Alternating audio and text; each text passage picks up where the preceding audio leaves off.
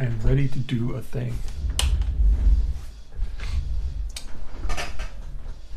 So I've based the Marauder guys. And I've got some Juggers done.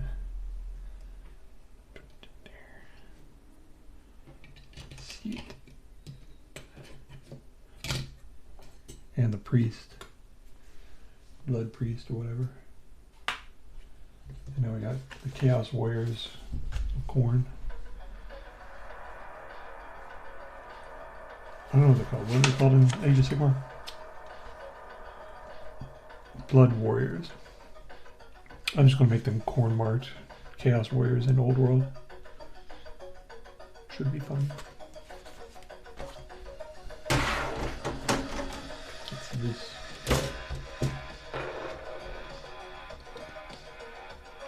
I'll turn the music down a little bit. I forgot my soda.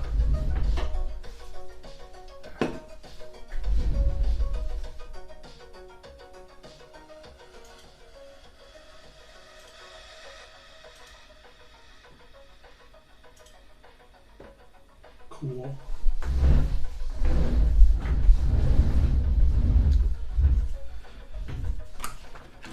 So apparently you just gotta affix their feet. That's kind of crazy. Like it would have been so hard to mold them so their feet were connected. This feels like busy work.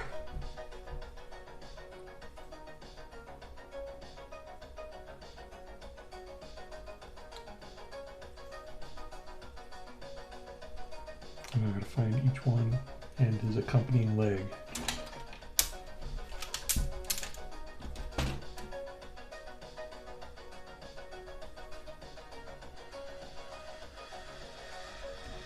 Huh.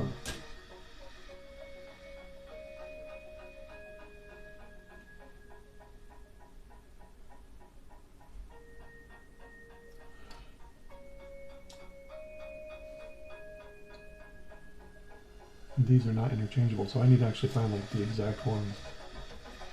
That sucks. Okay.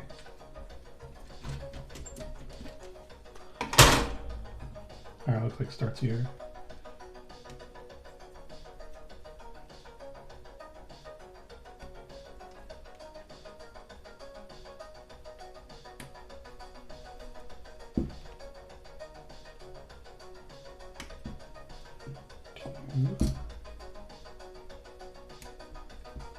Right, 2 and 3, 4 and 5.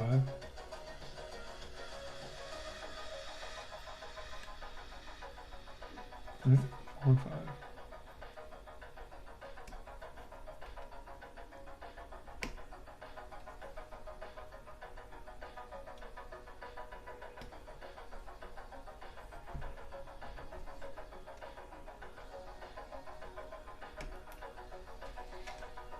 Blue. Working on Chaos Warriors.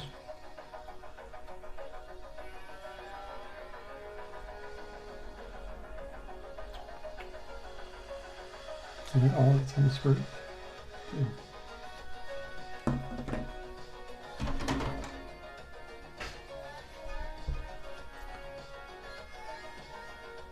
There.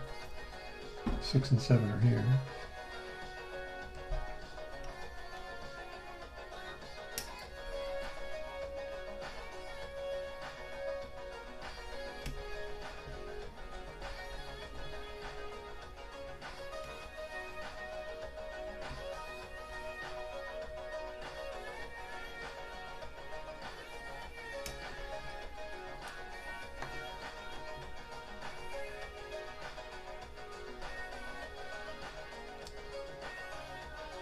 And 8 and 9. I don't see 8 and 9. I see 10 and 11. Come on, look at these.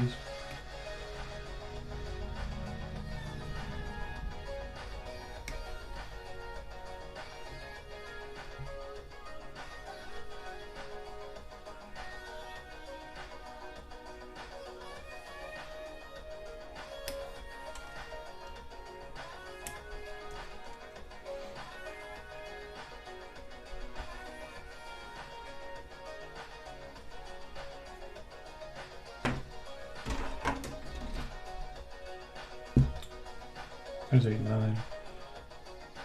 It's like they put 6 and 7 on this one sprue, 8 and 9 on this one sprue, then 10 and 11 on the other sprue.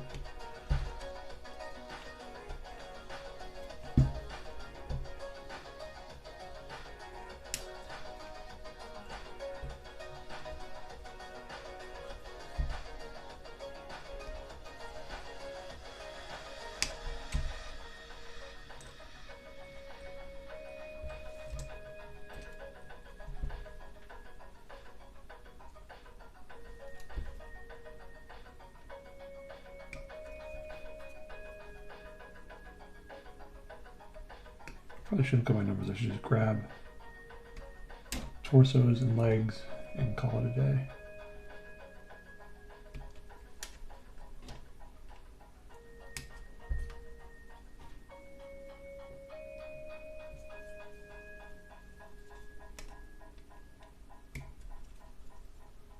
These guys have weird shoes.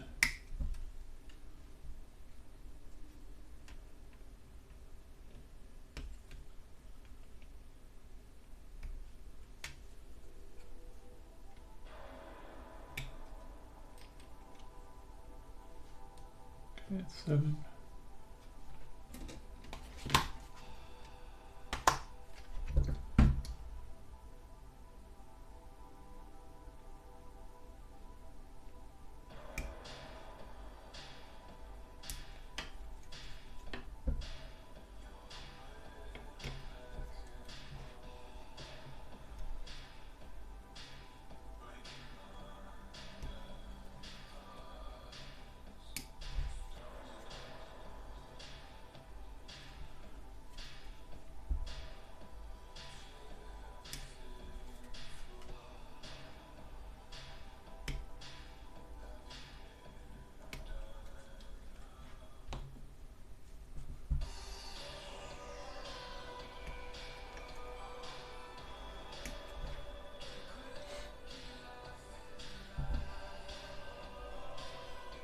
And I think this one, yeah, single piece. See, I don't understand why they all can't be like that. Like, why am I going to have to be gluing feet onto people? What the hell?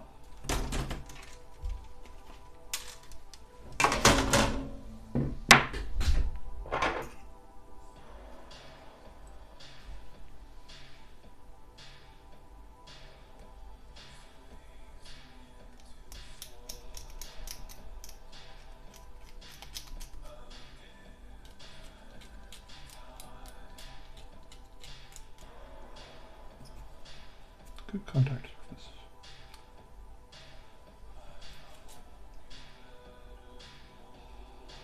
Been thinking about Halloween lately. Costumes.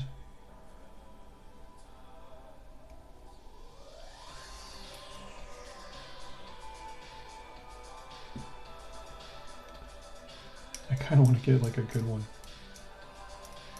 and surprise everybody. Because usually I'm not like into Halloween too much. But there's a temptation to grab like Deadpool or I don't know, something 40k themed, Commissar, Krieg. All the Marine costumes you can get are kind of goofy looking.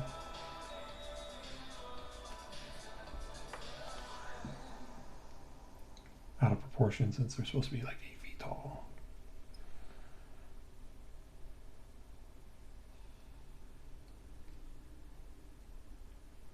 Now if there's one that had, you know, stilts or lifts. Like I saw once for a convention. I'd consider that. But that would require an effort.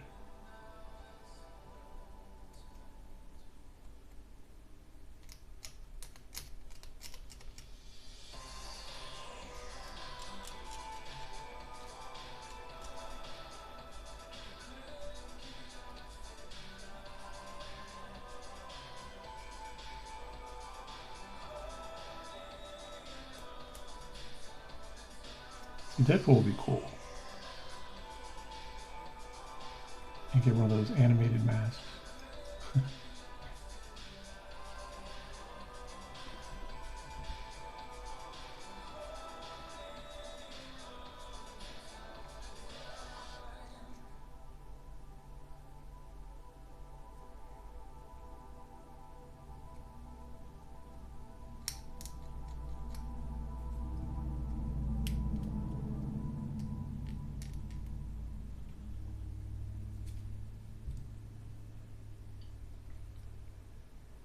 These did not chop off very well.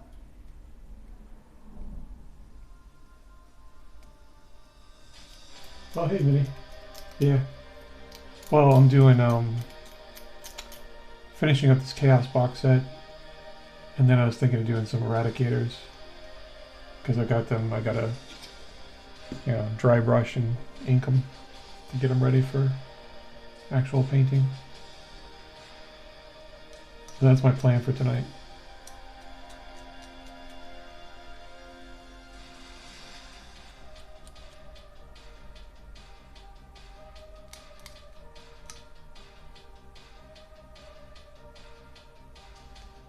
Been basing these guys for Old World, so it takes a little bit more effort, I guess you'd say.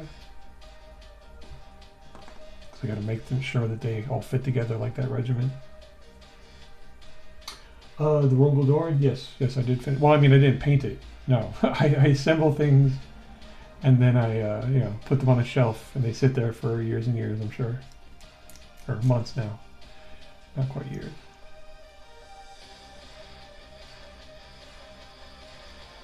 My current painting efforts are going for the Marines, the Raptors.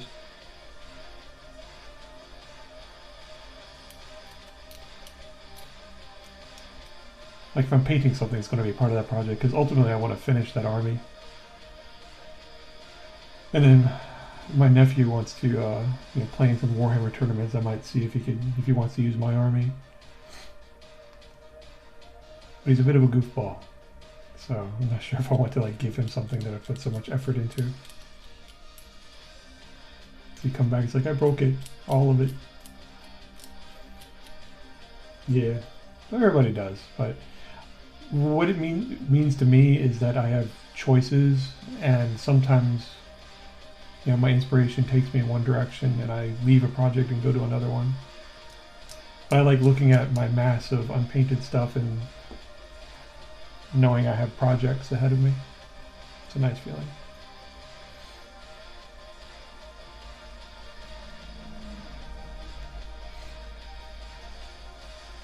I mean, it's kind of silly, but like I'll go up into the storage room and be like, I could paint this if I wanted to, or I could paint this.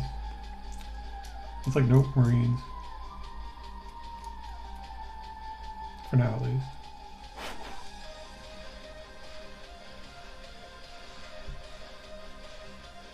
But also, I kind of like assembling stuff because it's more relaxing to me. Painting, I get all grumpy with myself, and I'm like, oh, that's a big mistake. You're so bad. Why are you doing that? But assembling, I'm like, oh, I can do this.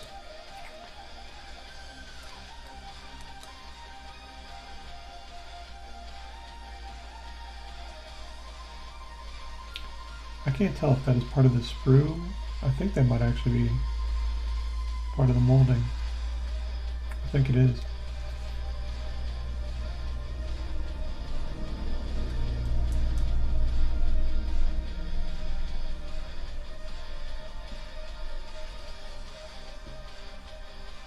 Yeah, he's sprinting forward.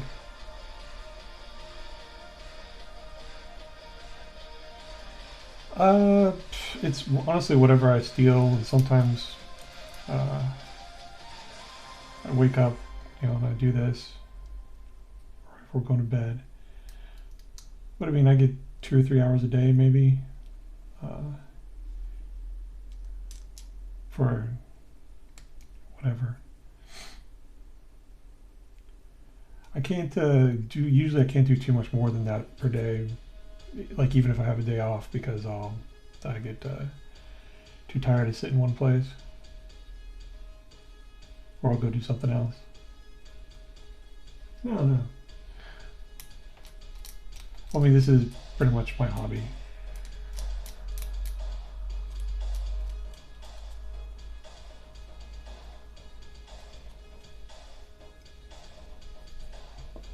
My extracurricular.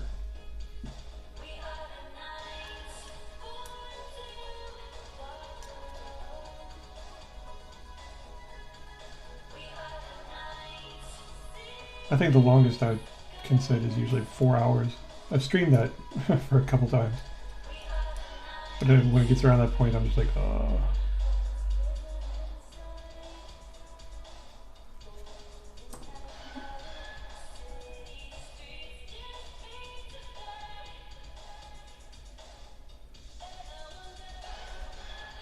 When I was a kid, I used to sit for an entire day or almost, or not sit the entire time, but work on models the entire day. But then I usually felt like this sense of urgency, like I gotta get these models done for the weekend to play against people. Oh yeah. Well, you're doing a good thing.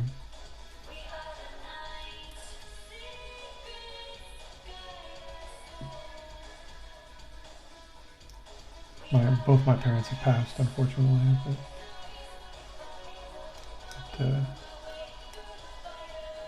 it's a difficult thing.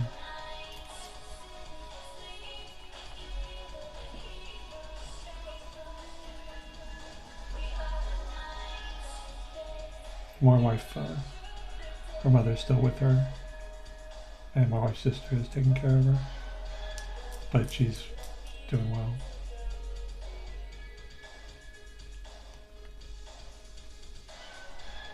Yeah, but it's good of you to help.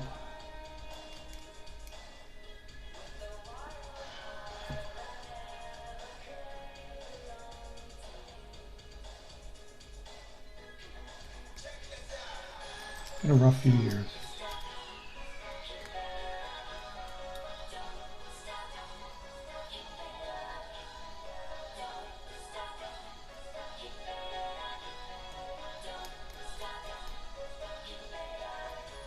But that's why we have this stuff and things where we can distract ourselves, focus on the task at hand.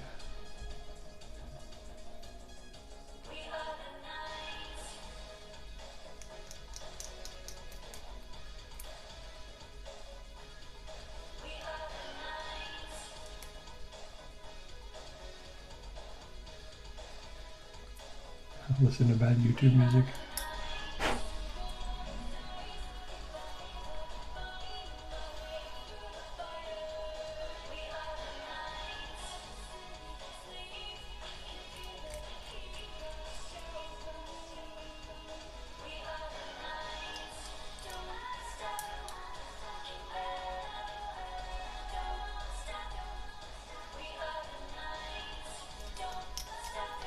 You working on anything lately, Minnie?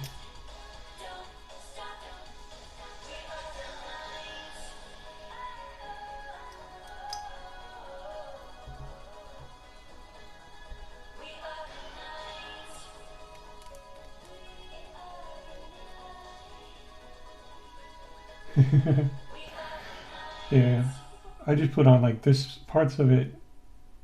Well, it's a playlist where there was one album on it that I enjoyed. I was like, this is kind of cool. I wonder what's on the rest of it. And so I'm playing the rest of it. And so it's good. So it's okay. But I think because I like the other one, because it has a lot of covers of music that I like. That's not bad.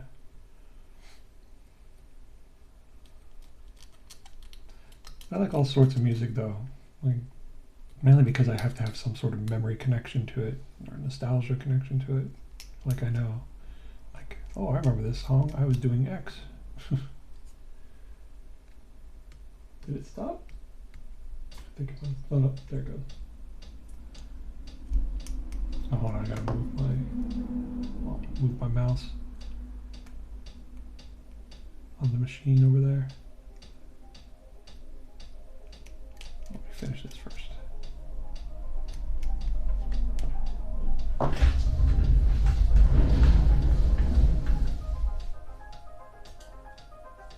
Okay. Where I left the mouse, it was like highlighting your message and not letting it move. Okay. Time to glue legs to legs.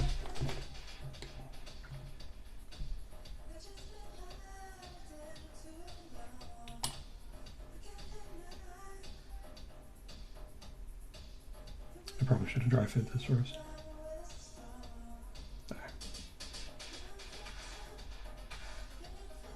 Oh.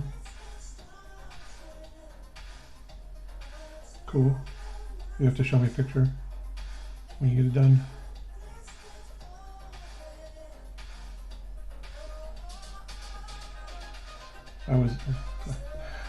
I was looking at different techniques and see. Did you see a thing that's going around, the non-metallic metallic painting method? Like you paint metallics, but without using metallic paints.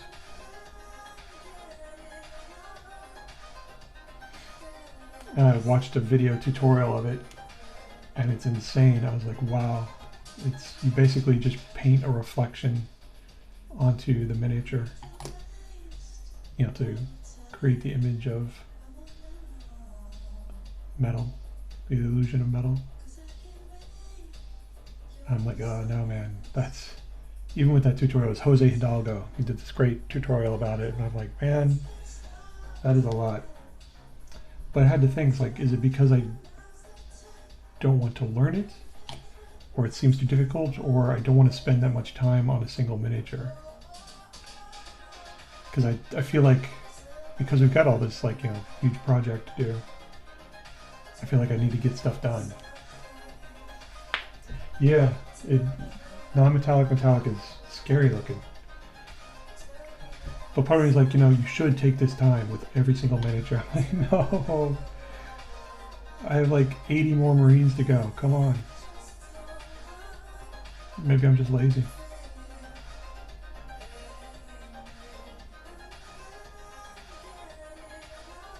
You know, it's really, that's a really bad mold line. I should really get that.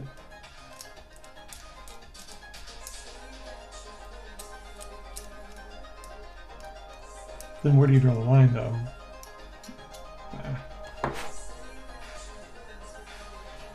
Yeah, I've never done the other one. I do metallics because I've never done any other thing for metallics. But the way it looked, it was beautiful. But also, it's like, I don't know, freehand stuff. Now, if I have a simple trick or a gimmick I can use to get away with making something look okay with little effort, that's for me. But yeah. Put this back. I like metallic paints. So my wife got me for my birthday, which if you're watching this, honey, I'm sorry, but I know the presents. You left them and they're like on her Amazon account. I mean, come on. But she got me a bunch of the 4 Paints Fanatics metallic paints. I'm looking forward to messing with those. I've never done any of them. I might try it at some point, but maybe I'll do it with a model that's I'm just doing for fun and not for like an army. So I can experiment and not worry too much about messing it up.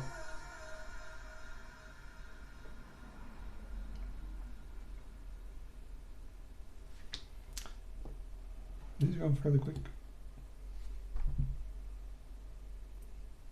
But also, I loved his black armor, like simple black armor tutorial, which was great. And I'm totally going to start doing now. I was doing a version of it where it was basically just, you know, prime something black, highlight, and then ink wash to tone it back down from the highlights. But he had a particular color combination, which was some sort of blue and Fenrisian gray. I was like, oh, it's beautiful. With a contrast paint after.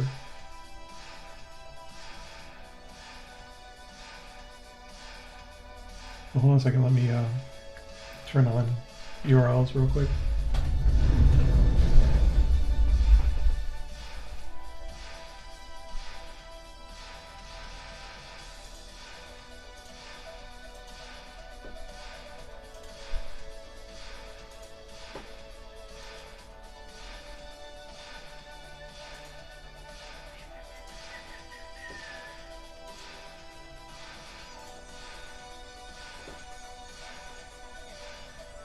Or try the URL again.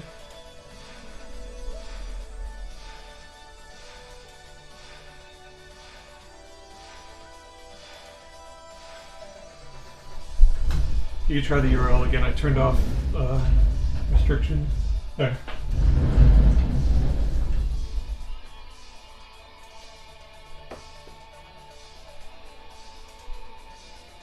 Oh, that's really nice. You're very good.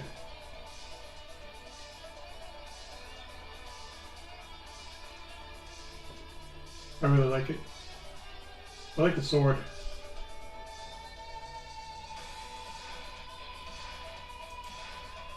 Okay, I'm turning on the block of hyperlinks again.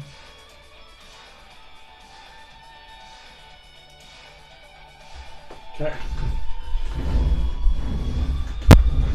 And now I'm back at the desk.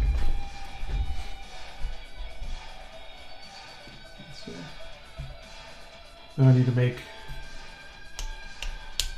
9 torsos.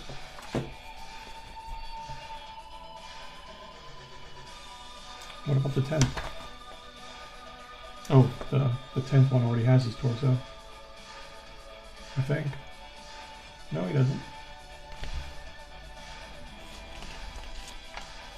We'll look at the...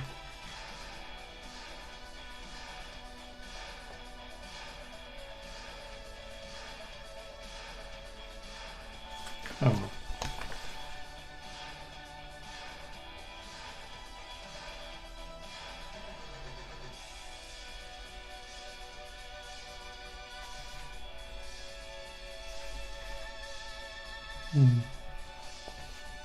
Just make a whole bunch of torsos. Oh yeah, yeah, for sure.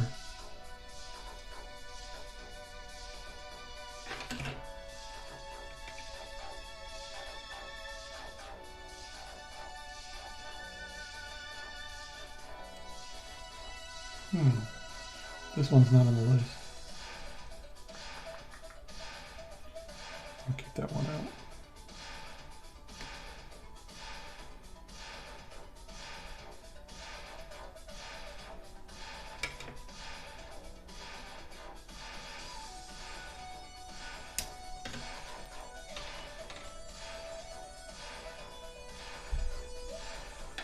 I'm just going to punch them all out.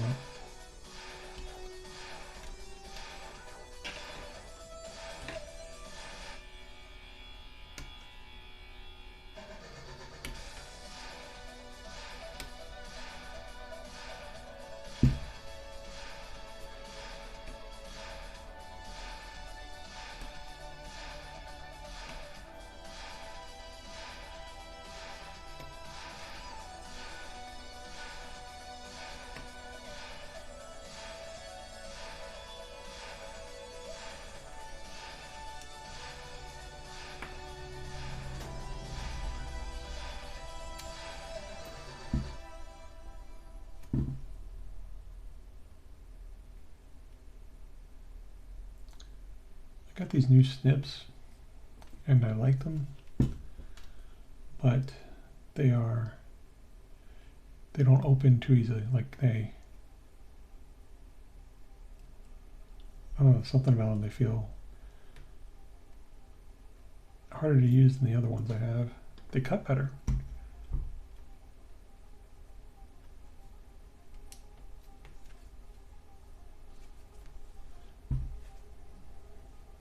Like they don't expand to fit my hand very easily. So I'm always like readjusting my grip.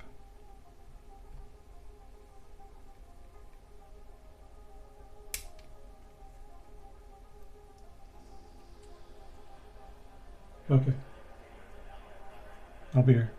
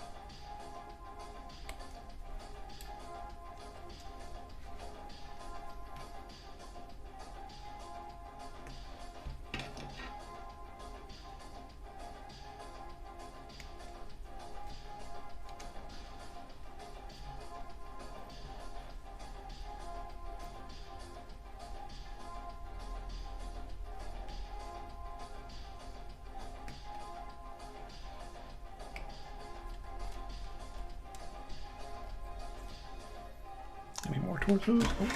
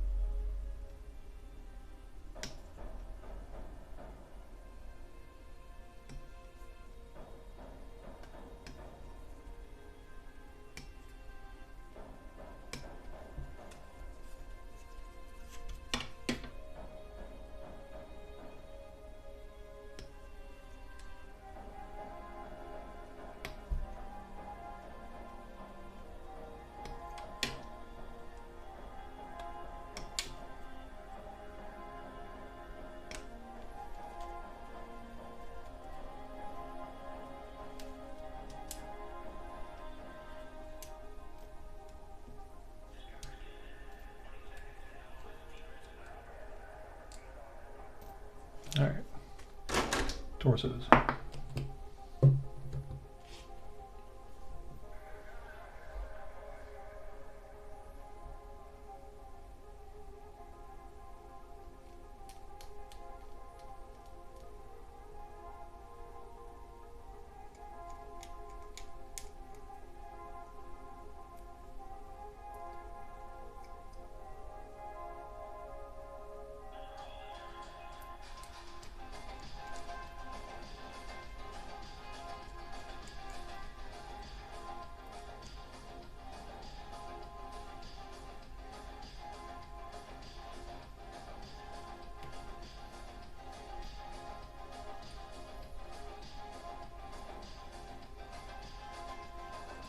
They're gonna take a bit to clean. Because it did not come cleanly off the sprue.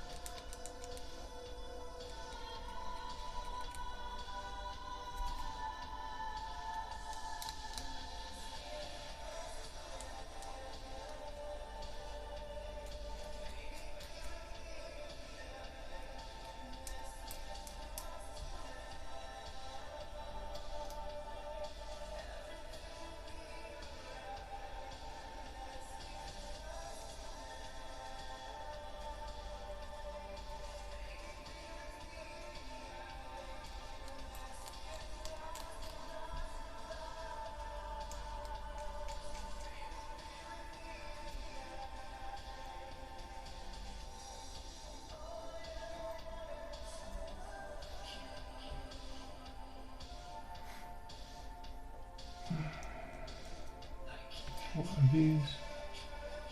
Innies or outies? Outies. These are outies too.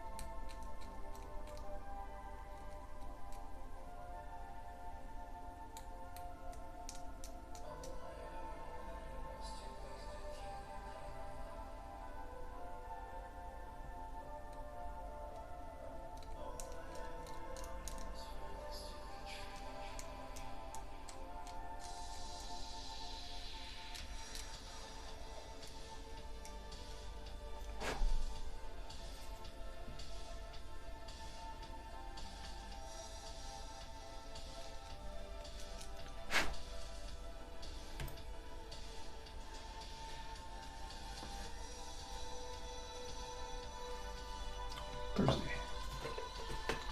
I have 2 sodas over here. This one is colder. Good.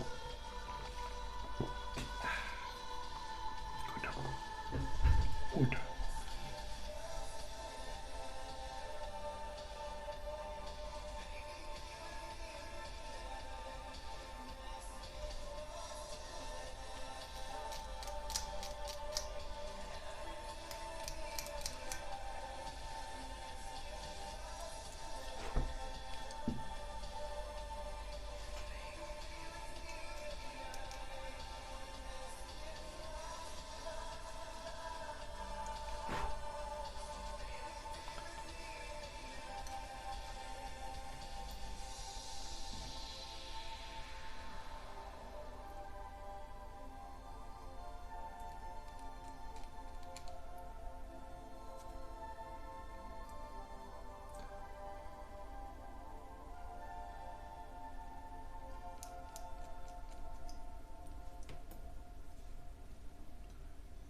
And these should be, yep, these are innies.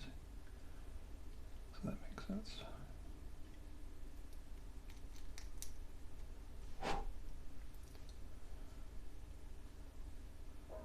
And these are the ones that are harder to shave.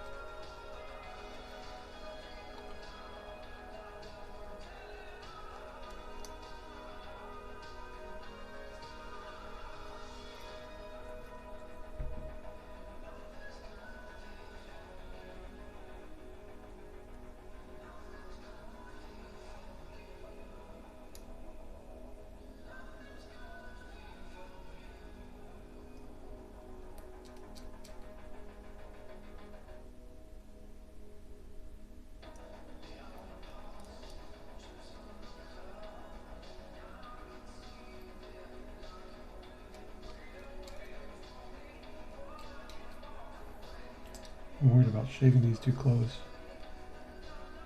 Because that's... the sprue connects to a spindly bit.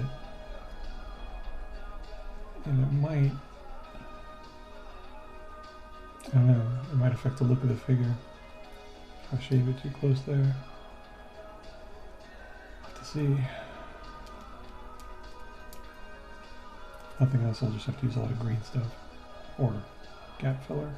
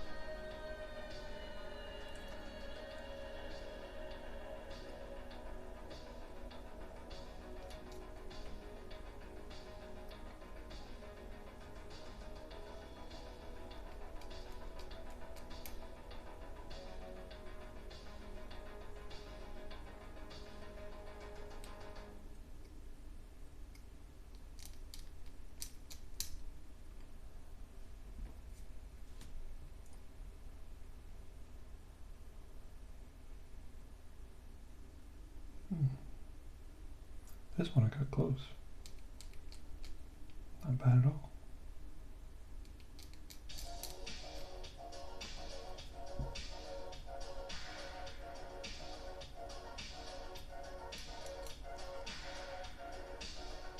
This one I did not.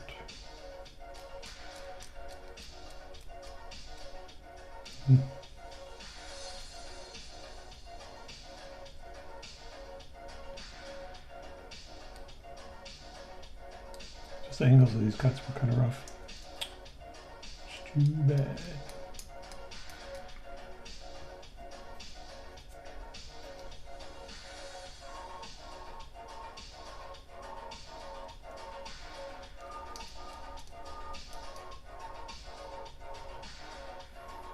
Hopefully this shouldn't take me more than maybe another 45 minutes, half an hour. Then I can work on the rads.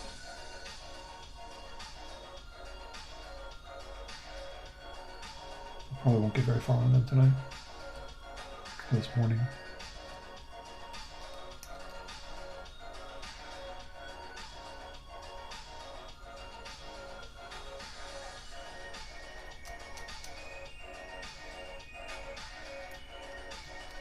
Okay.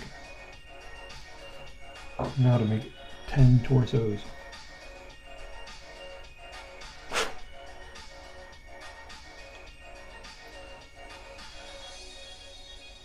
Nifty.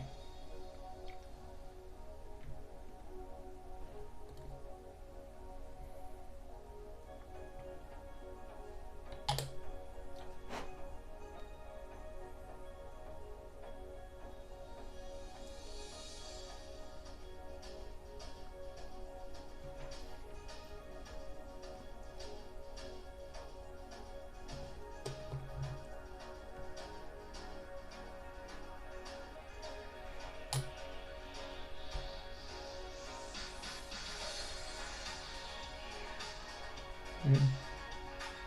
Turn that upside down. I want to do it. Nope. Yes, I do.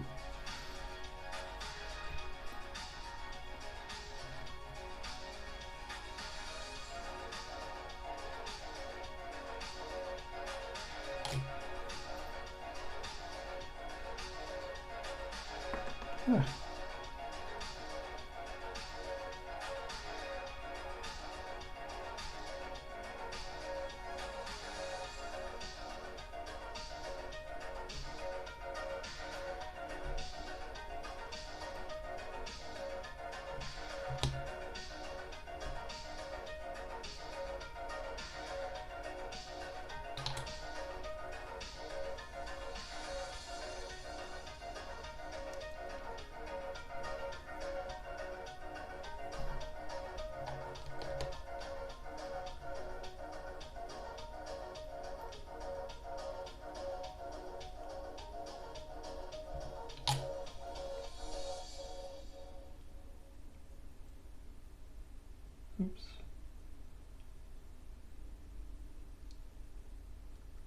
For the life of me, I cannot tell which way is up with these.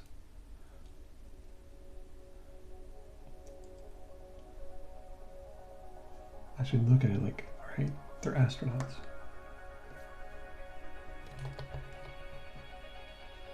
The big circle part goes at the top.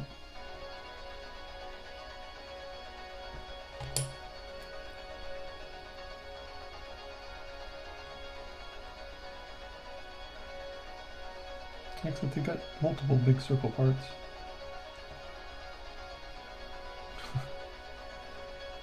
See, like that? They're different. And if it was not for the skull, I should look for the skull. Or dry fit.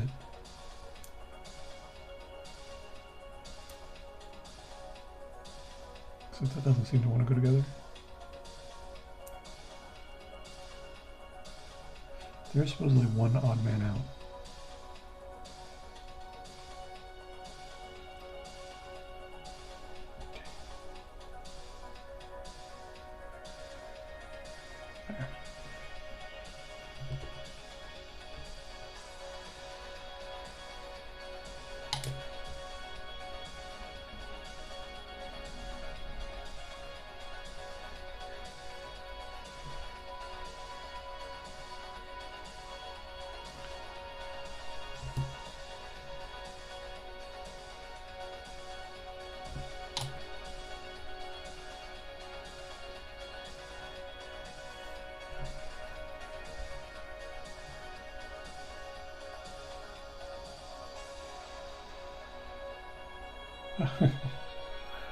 People with Audis. Audi. Mini.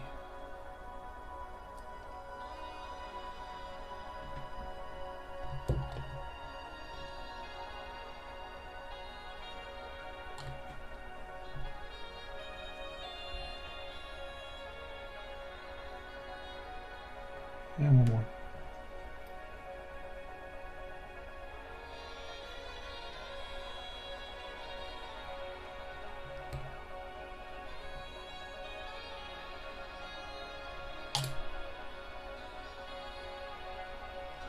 Okay. 7 torsos and extra. And now I need 10 heads. It looks like they only include 10.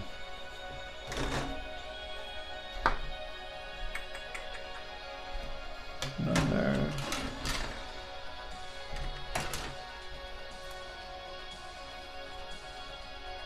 I do not like helmetless.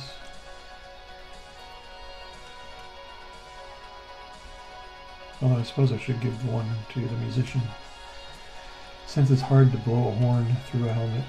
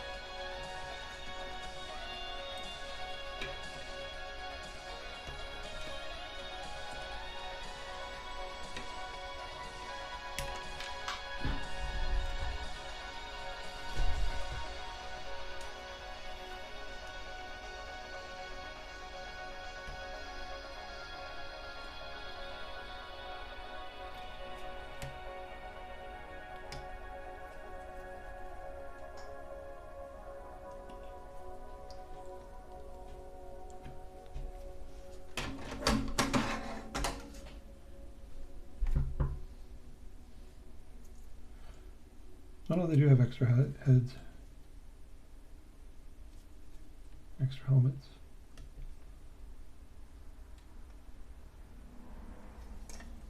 It looks like only 2.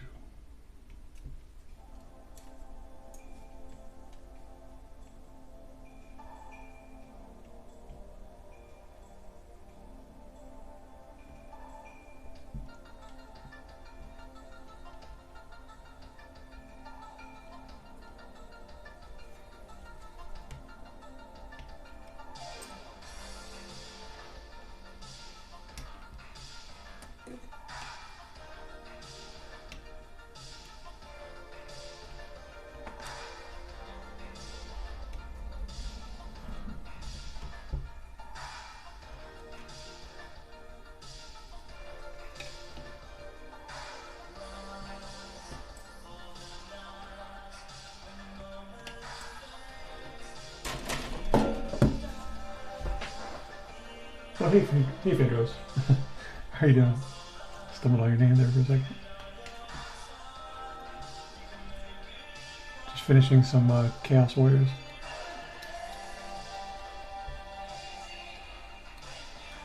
How are you doing?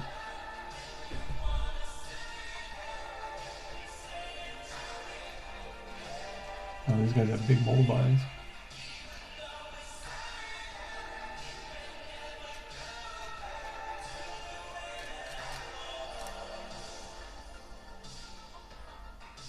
Look at that giganto mold vines. And their hats of all things.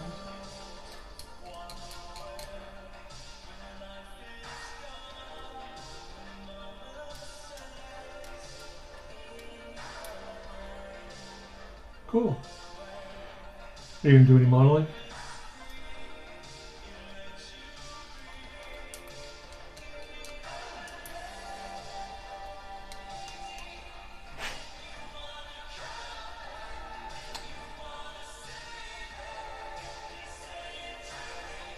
I should probably do this guy, so he's a musician.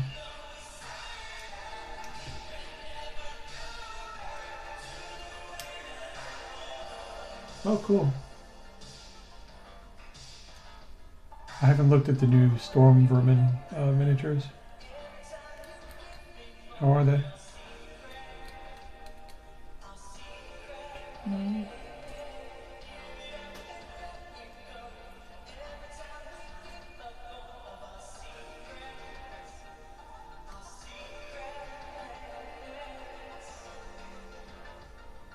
Yeah. What makes them bad? Or is it just a general Skaven thing?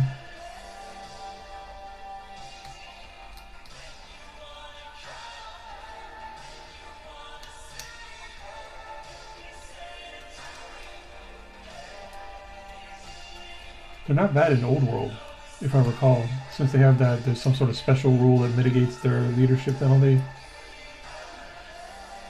Like Warband, I think, or something like that. That's my only frame of reference. Man, these dudes. Really bad mold lines.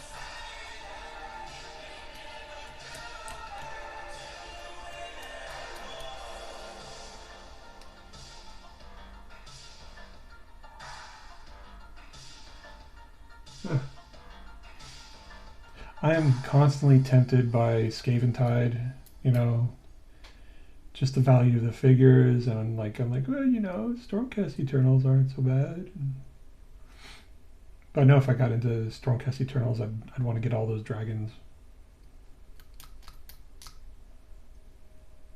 So I see it as like a temptation.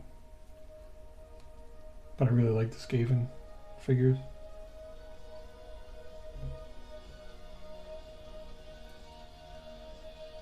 But that's how they get you.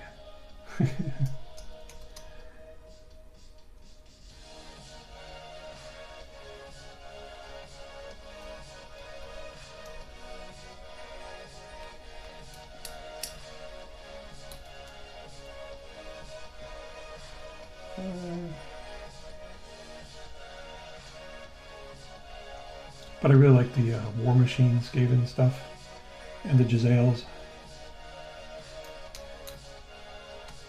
And that one big figure, the Shriek, I think.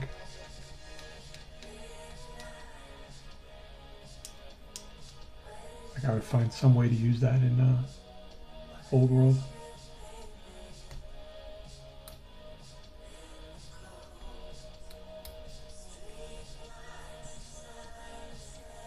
I had someone tell me, it's like, you can't use in Old World the Age of Sigmar Black Coach. I'm like, don't care. Gonna use it. It's big.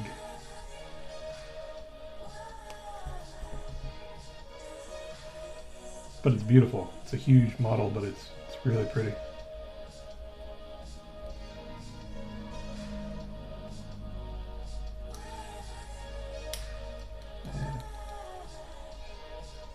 I hate mold lines between all the spikes. Trying to kill me.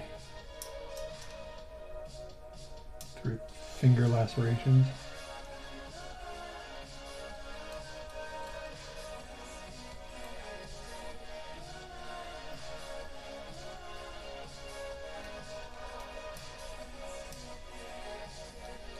Well, tonight I just want to finish these guys up and get them based for Old World. Since I'm just making them like Chaos Khorne Warrior or Khorne Chaos Warriors. And then I might work on some Eradicators and get them set to paint in the next few days.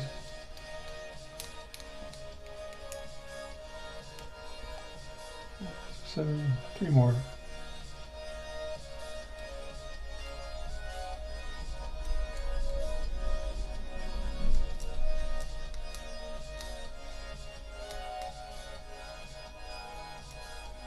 Yeah, some of these guys, they're just going to have mold lines. I'm facing that fact now.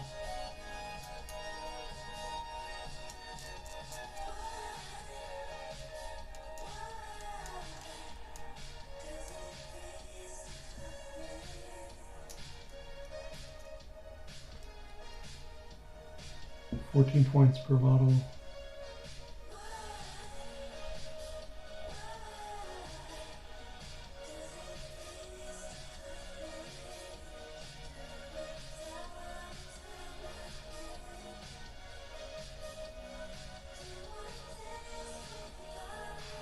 Huh.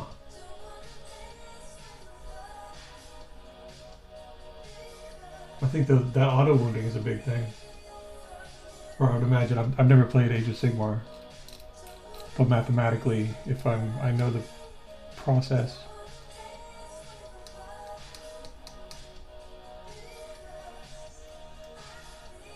But dang. Do they have any special rule that might make them stand out?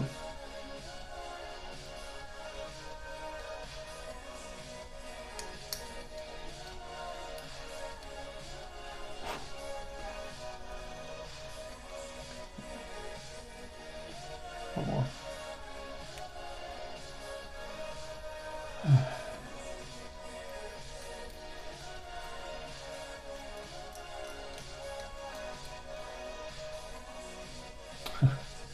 A big old chunk of plastic I left on there.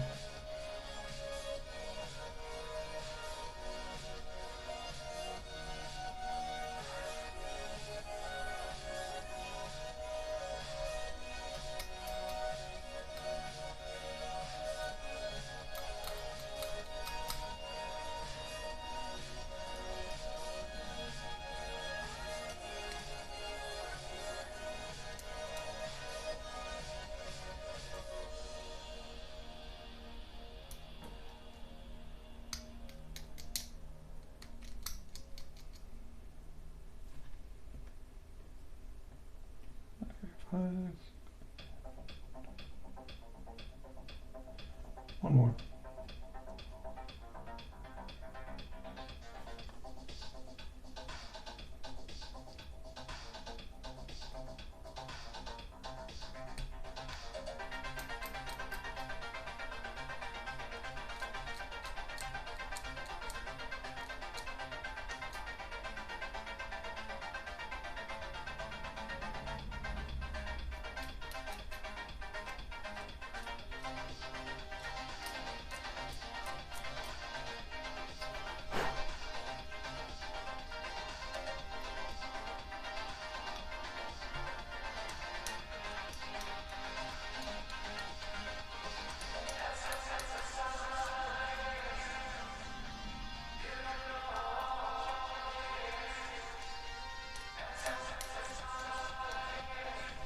Alright.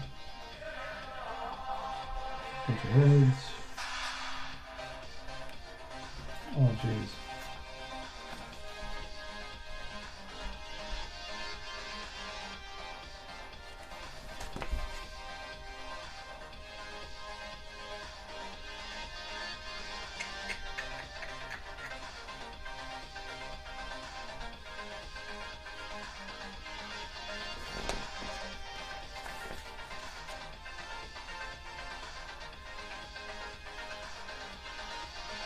Oh, reading.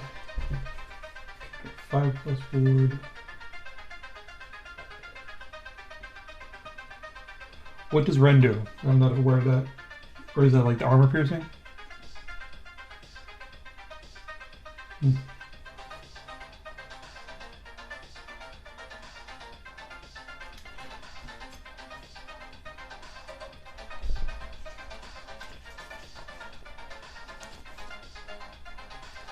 Okay, I need to assemble these shoulder pads. I have to do them one at a time, or get them out in proper order. I may have been optimistic with my estimates.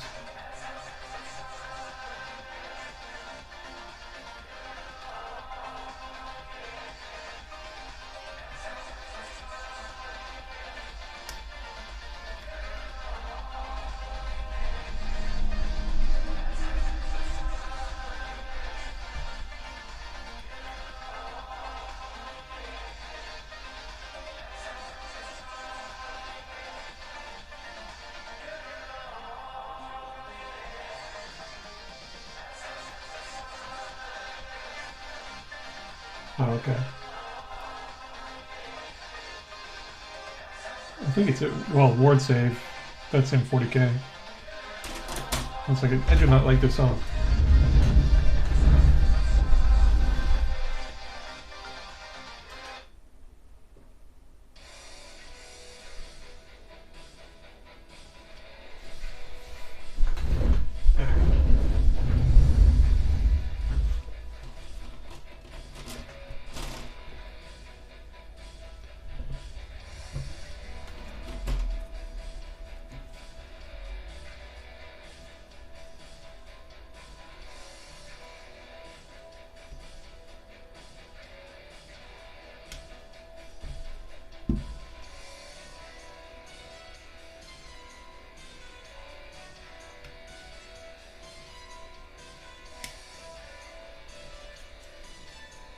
Okay.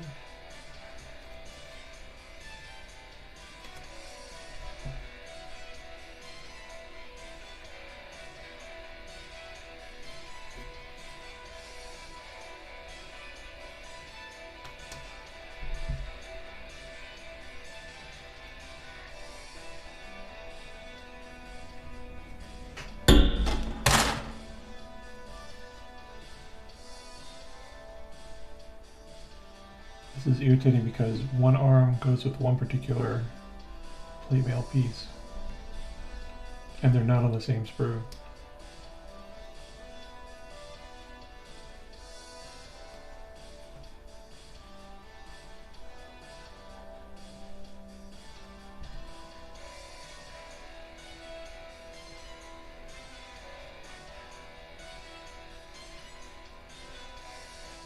Yep.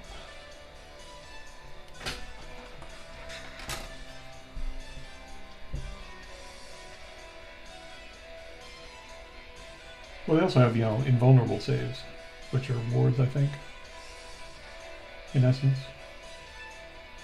Yeah.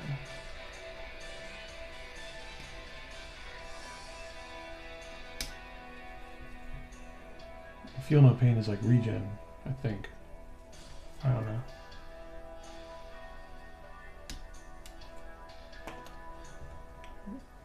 Ooh.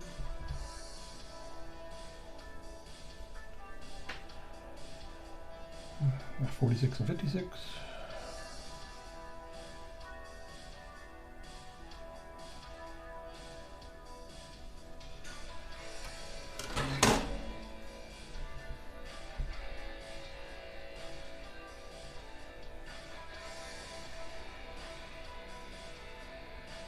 Age 46.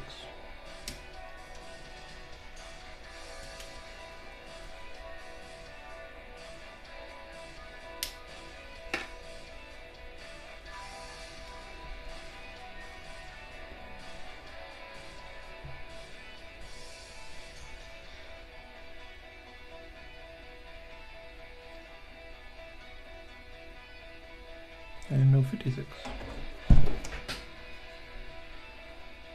That is 56.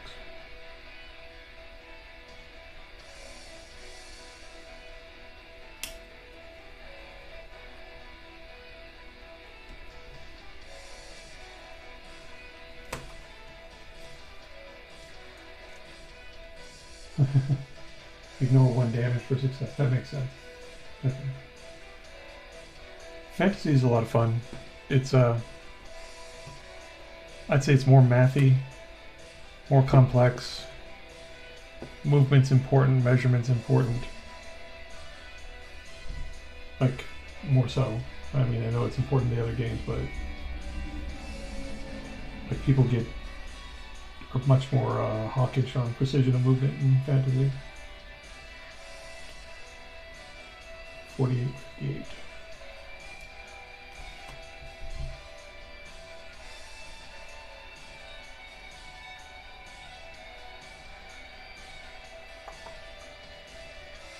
Here's 58.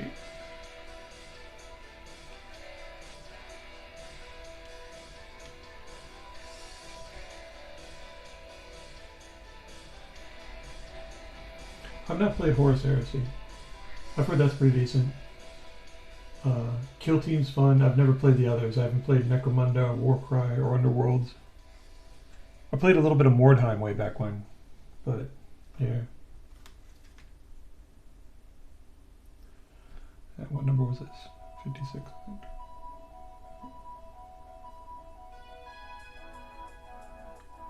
No, 58. 58.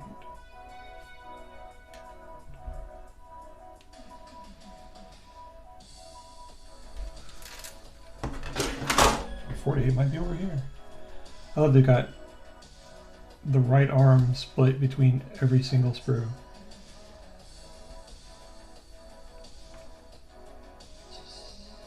Makes me want to write a very grumpy letter.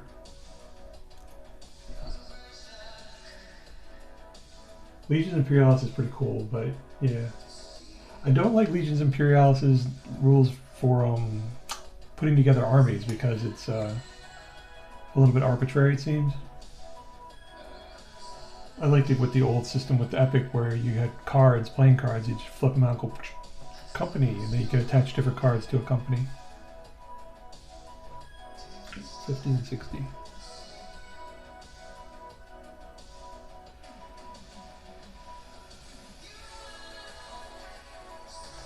Here's 50.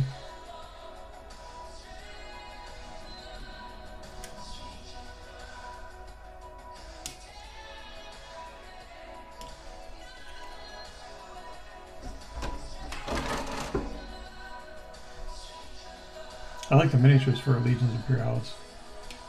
The Titans and the tanks. Infantry are not that good, but I mean, it is 8mm. But I feel like they have figures where the bolter is like extended forward, but it's like all one piece and like melded into their chest. I do not care for that. 49 and 59.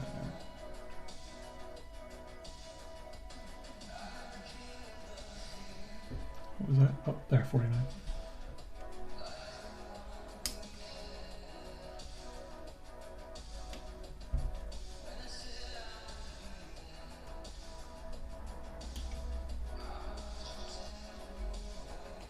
Okay. Now 59 should be somewhere around there.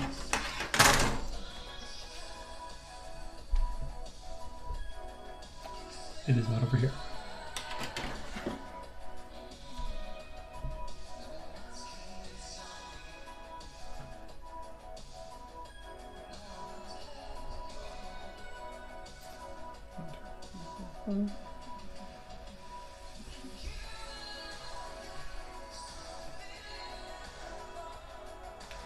Okay, there's no 59 here. Yeah.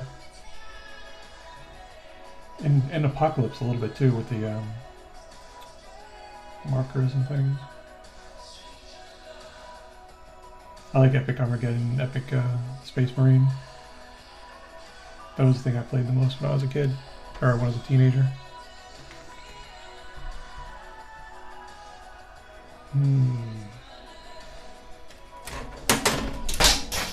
Nope.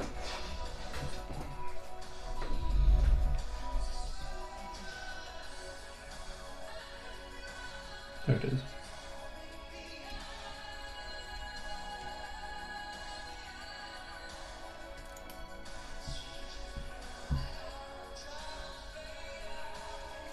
So now if Legion Imperialis introduced armies other than, you know, Imperial stuff, I would be all into it.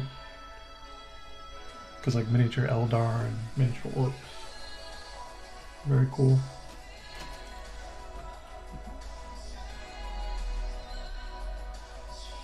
So 51 and 61.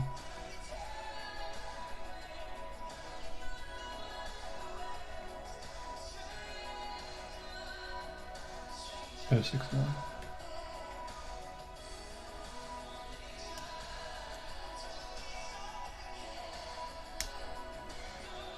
This is going to take a while.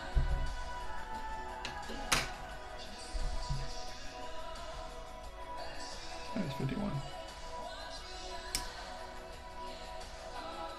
It's taking me this long just to punch stuff out of the sprues.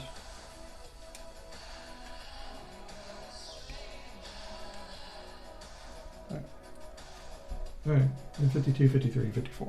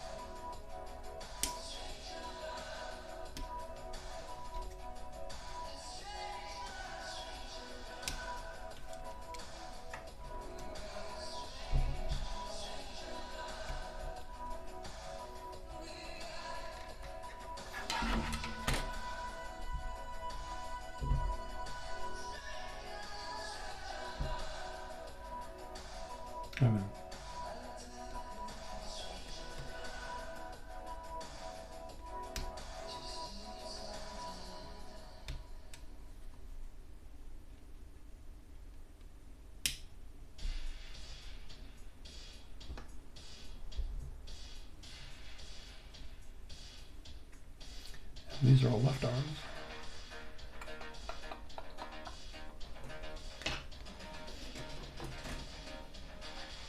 Yeah.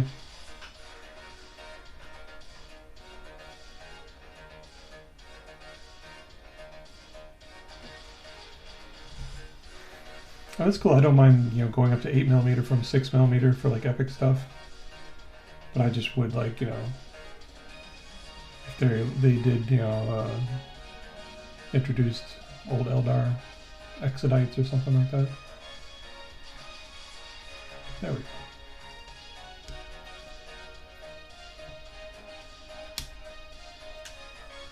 And orcs are timeless.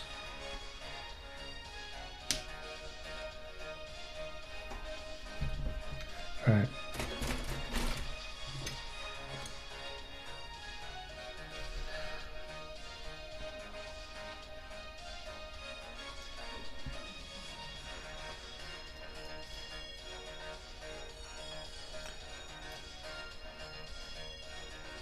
Jeez.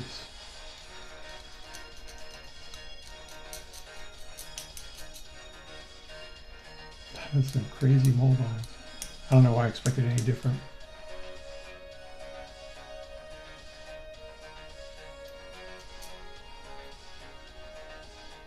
These guys are cool figures, but damn. This is one of the slower, worse engineered kits I've put together so far.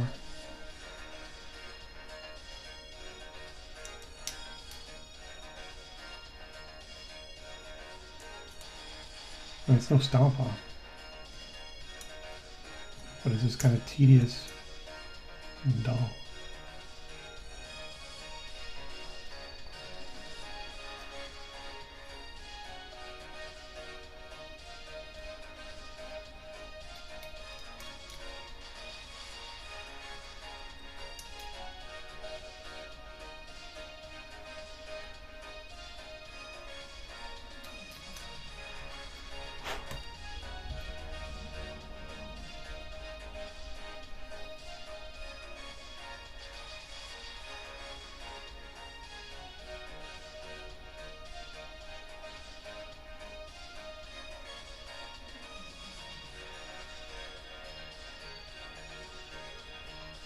Like that.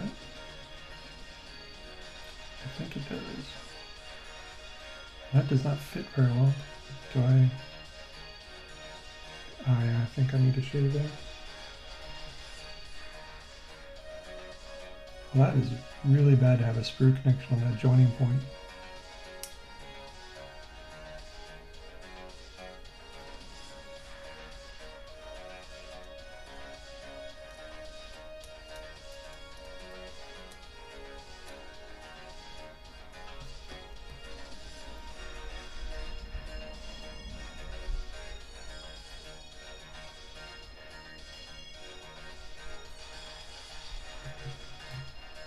This is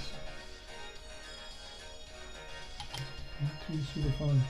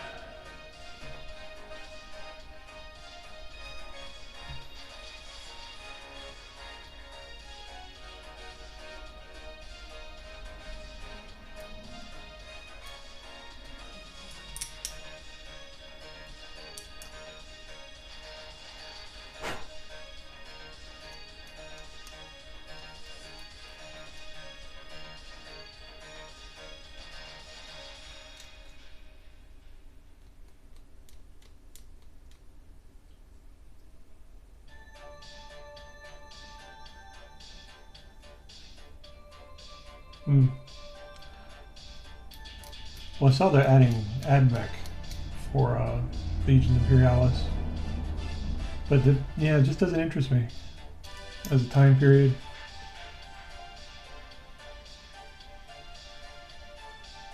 It just feels really limiting. That's what I liked about Old Epic, was, you know, all the different races. That flavor came through, and their titans and whatnot.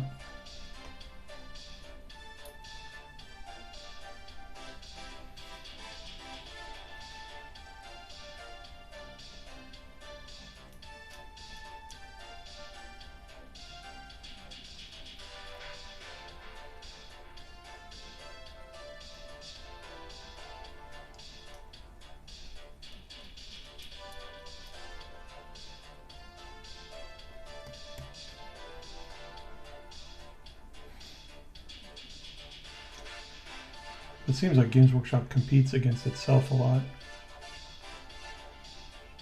Their different lines and whatnot.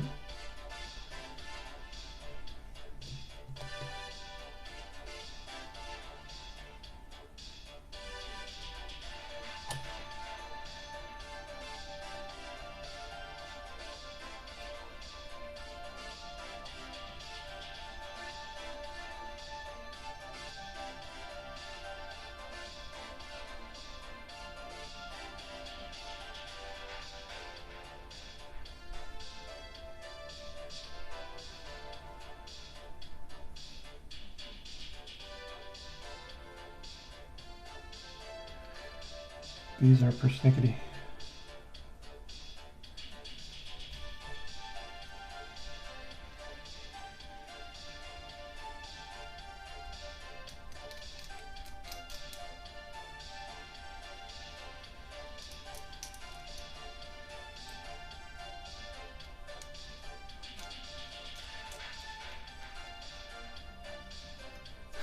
Yeah.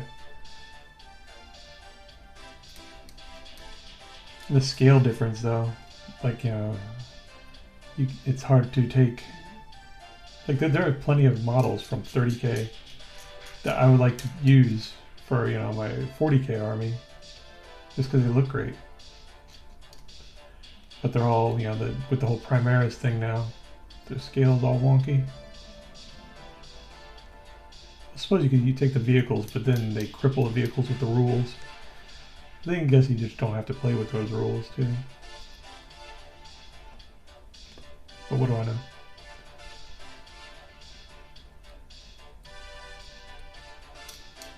Like, I like some of the like Land Raider-ish variants, like the Spartan thing that they have, where it has 8 las cannons.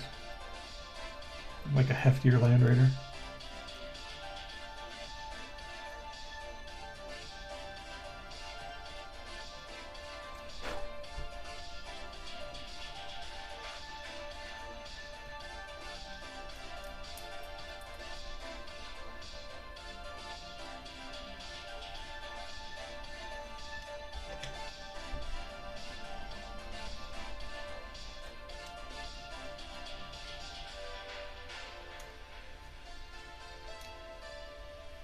Though I think also the whole thing of retiring models is not a good idea either. The whole Legends thing. It's like you bought a model and now you can't use it.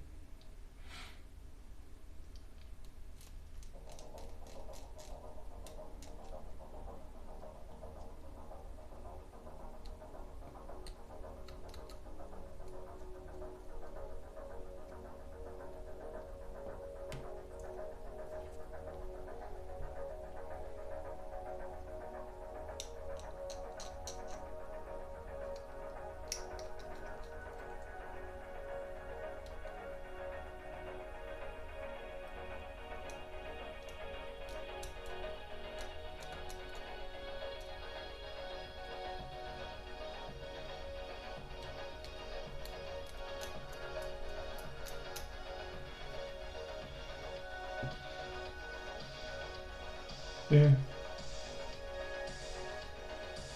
I just mean aesthetically, you know, using the old Marines, they're smaller. They look hunched over.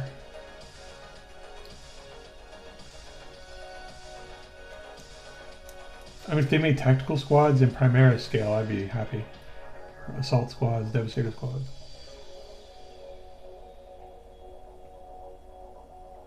Oh, did they upscale the new Horus Heresy stuff? I did not know that. Oh, well, that's a good thing. I'll have to look into that now. What models is it, or what, you know, sets or whatever did they do that? I'll definitely have to look into that.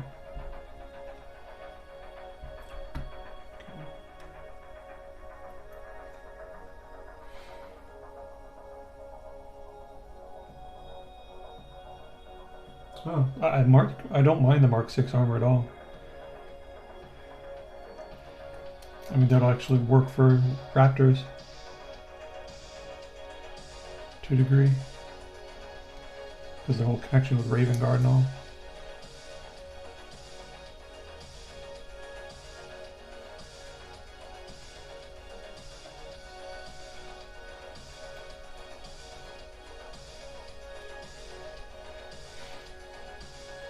Because there's some character models from Horus Heresy that are really nice looking.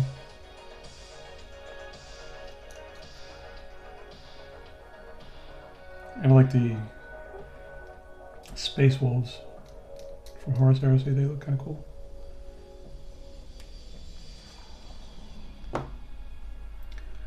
Let's see. This one goes together well.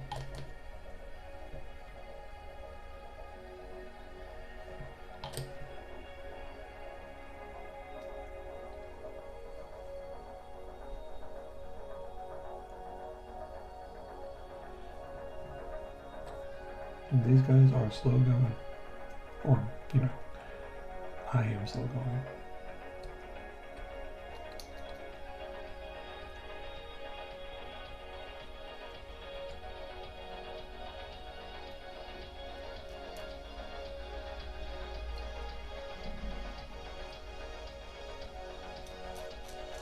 I have another box of these Chaos Khorne guys. I'm like, oh, they just suddenly went back in line. They're going to be behind the Seraphon and Grave Lords.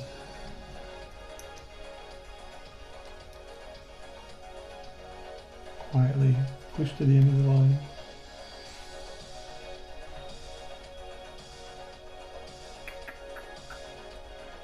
That's kind of a cool spiky bit.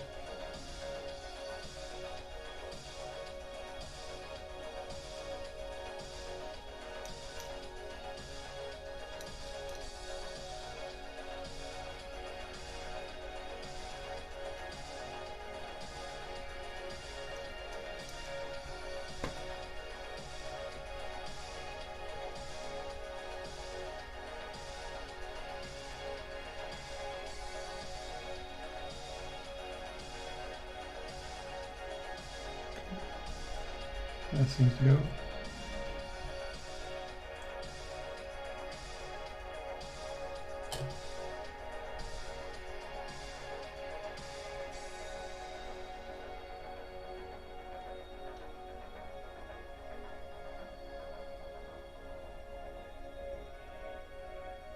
Oh no, I did not know that. That's kind of cool. Just when I started playing, that was the default. It was the Mark 6 and then the Mark 7. The big Darth Vader-ish face. There was a Mark 8 for a time, and it was kind of interesting looking. It looked, it had a bigger head and smaller front, like filter, I guess you'd call it. And I remember when it was around when I stopped playing, but I got a blister pack of them. They were all in one pose. It was not a dynamic pose at all. It was just them standing there with like their weapons at their sides. So it was interesting armor.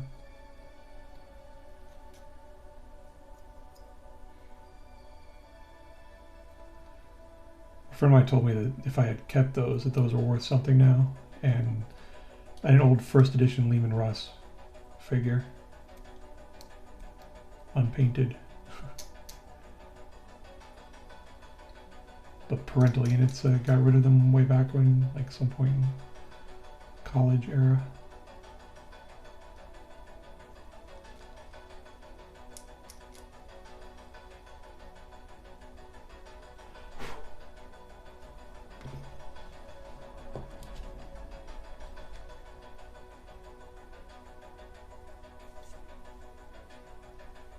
Oh, is it? I'd like to see pictures of the Mark 8. Look at, like, see if I could find my old figure.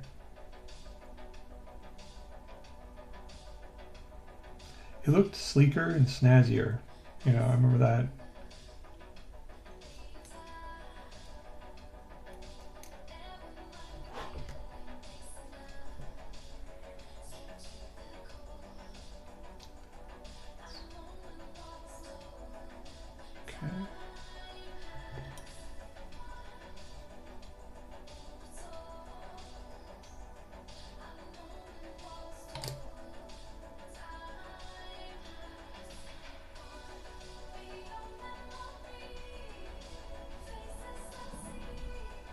This doesn't fit too easy.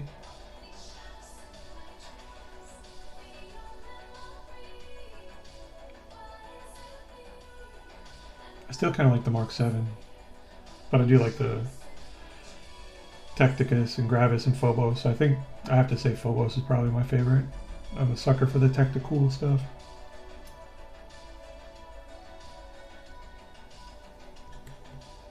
And Reavers, even though they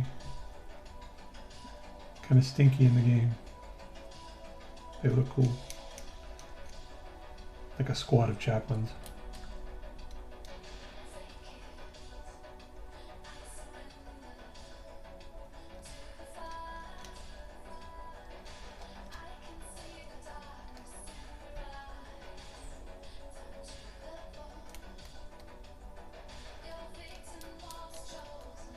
It's the neck guard, yeah.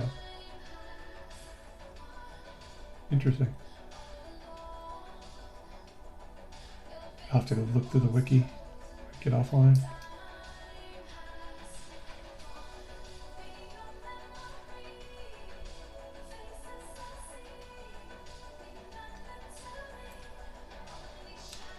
They didn't introduce rules for it while I was in the hobby back then.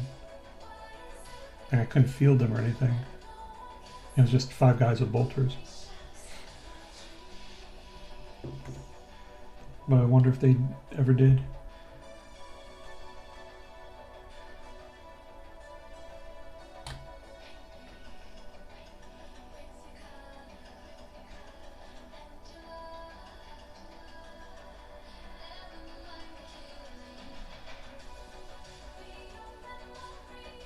Okay.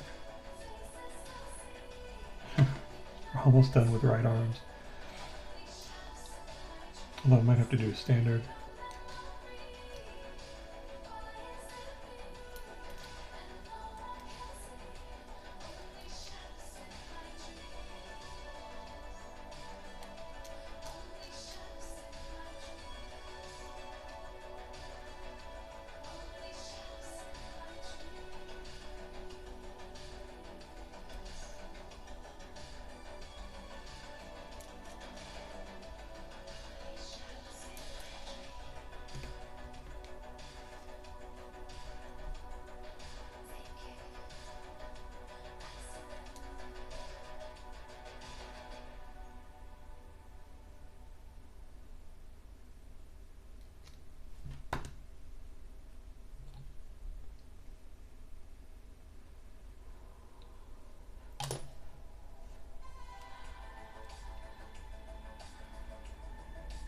Oh.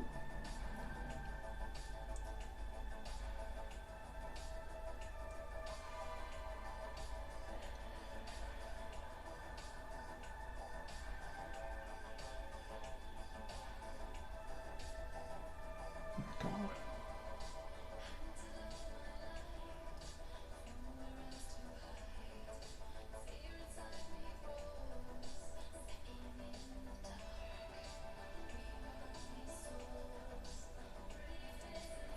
Hmm.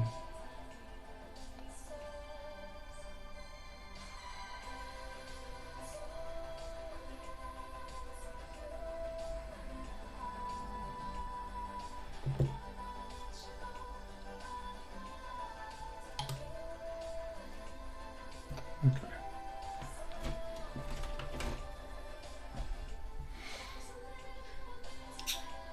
Let's see what else we got.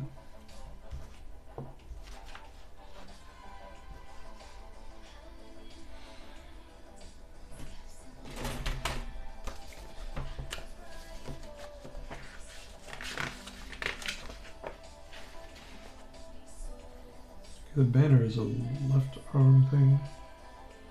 They don't have a musician.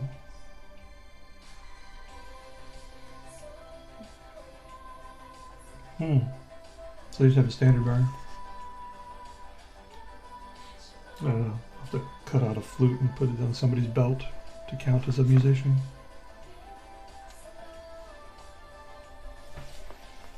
What effect does a standard bearer musician have in Age of Sigmar? Just curious. Alright. God. Now for the left arms I gotta do all that stuff all over again. 73 and 82.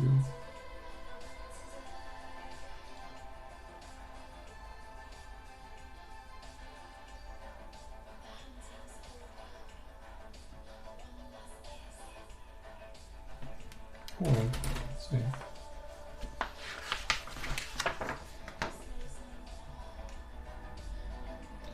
What is the dude near there?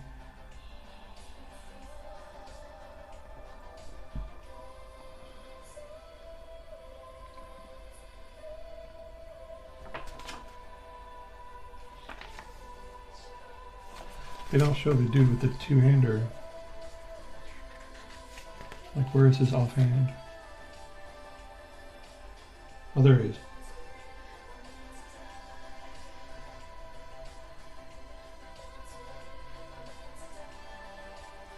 $90 and $58.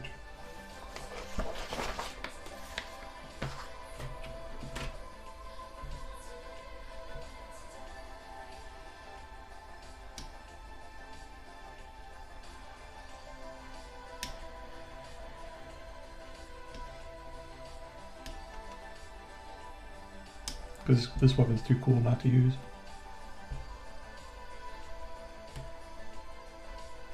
Gains objective control, musician, an extra die. Oh, that's good. In fantasy, basically when you fight a battle, you generate points based on how many kills you do and stuff like that. And a standard bearer just gives you one extra point for that. I think Army Standard lets you re-roll failed leadership tests. Let's see, 58, where is 58? There's 58.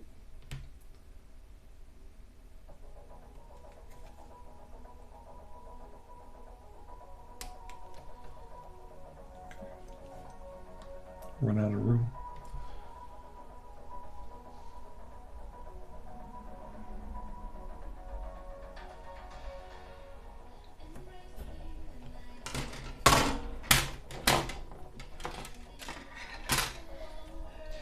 One thing I like about Age of Sigmar is their standards are very nice.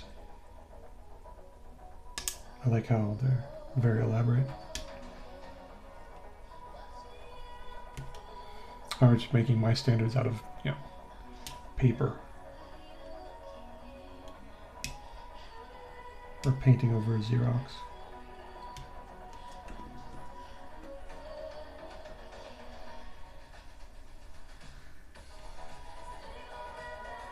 Oh, you can heal one. Interesting. So there's healing in Age of Sigmar more prominent than in other games. That's kind of interesting. So it kind of makes everybody Necrons.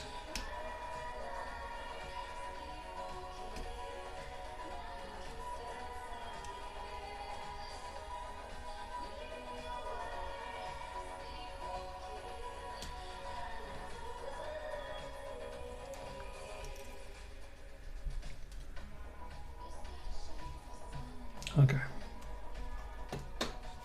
And I got the weird pieces out. Back to the boring ones.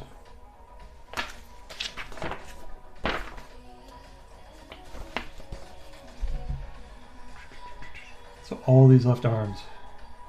Ugh. All right.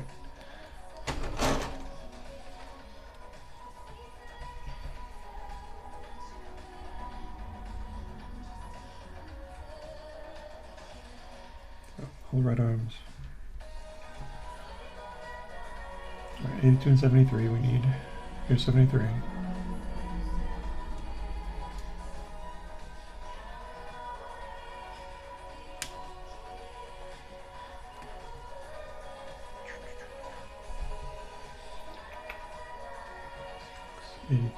Nope.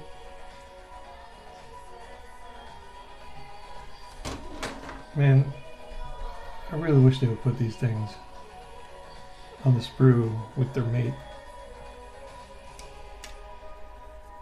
Maybe I'm just being grumpy.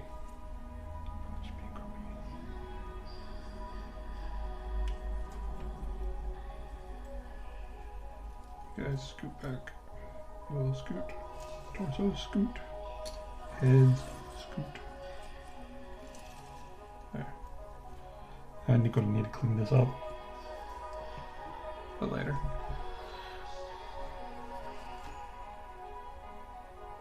Right, 84 and 77. At least here's 84.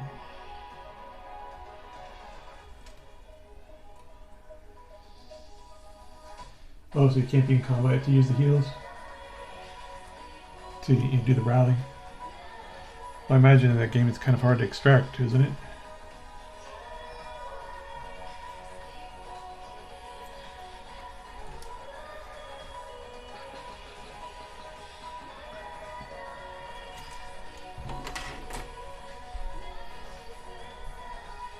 There's 77.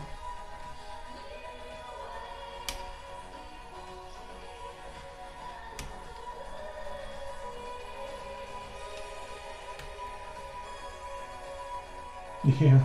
Well, what I do is sometimes I'll take a piece of sprue or whatever and make a flute, something reasonable, cylinder-like mar the ends, make it look like splintered bone, and then put a few holes in it. Then just bone color and then ink wash, soft tone maybe. And there you go, bone flute. But I don't know if a flute would really work for chaos. I think that guy would get, killed in his sleep, beaten to death with chaos socks, filled with, I don't know, soul steel, 83 and 73.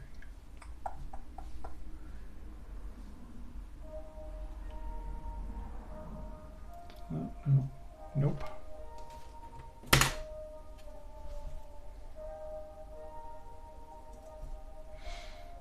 There's 83.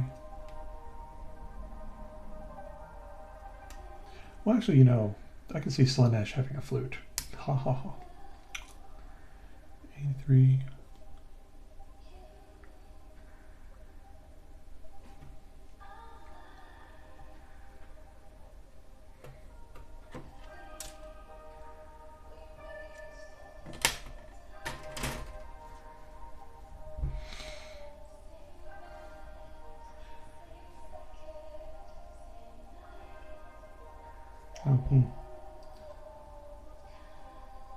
Oh, yeah, 83, 73.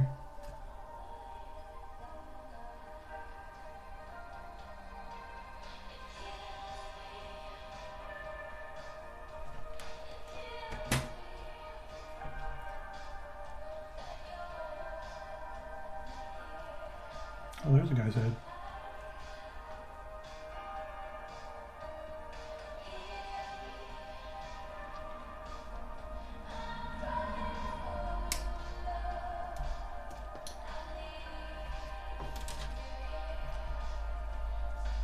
Something's up. There's no 73. Yeah, there's no 73 so far. Oh, YouTube saying, are you still there?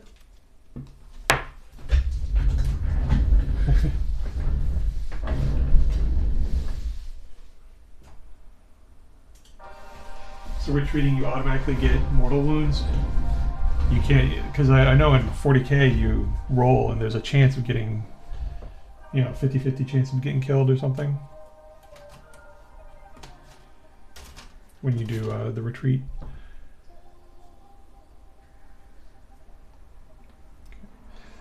This is a bit irritating because these shoulder pads only go with one particular arm. And if they misnumbered it, I will write yet another stern letter. Or not. Oh, that's 72. Something's up here.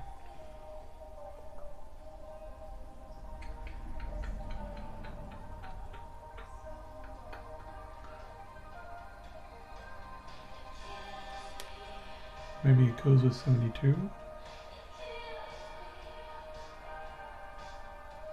It's really hard to tell. You know what that means is we'll probably end up not using that one. So we'll skip 76 and 86.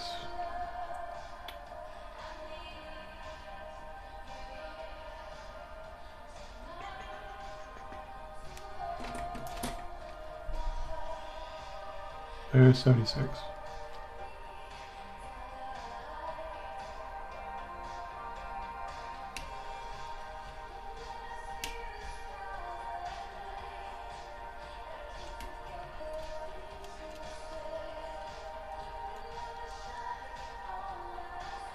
Okay. And there's 86. Back on track.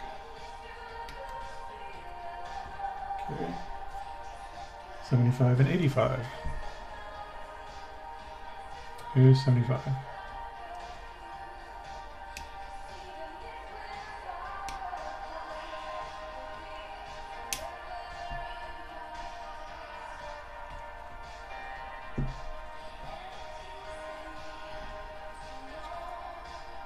Here's 85.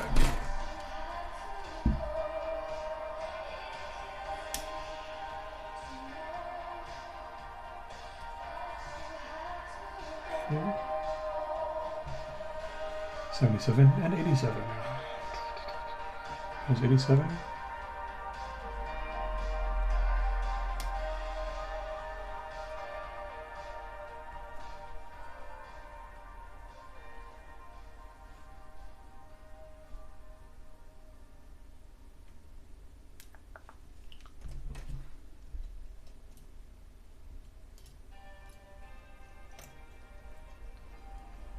Did I? No, those are all right arms. I thought. I want to put past me to, you know, slip in a left one.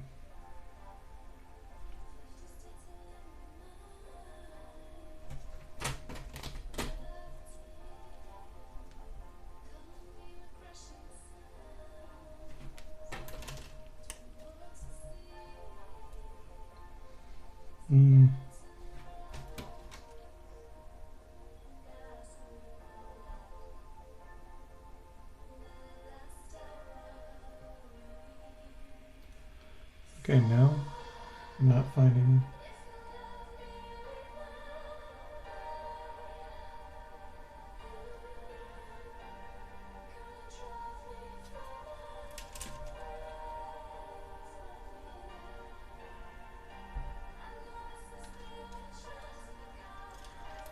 Yep.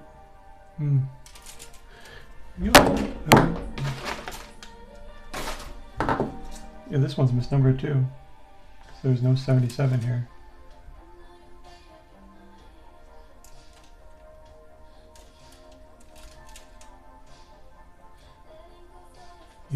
job, Games Workshop.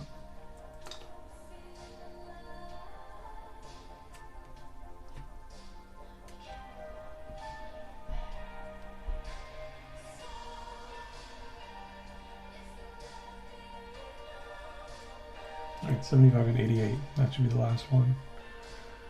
That has a matching shoulder pad. And it's not here. Great.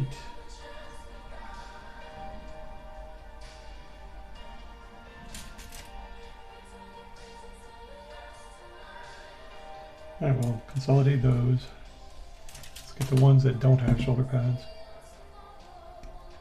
Maybe we'll just have to do some test fitting.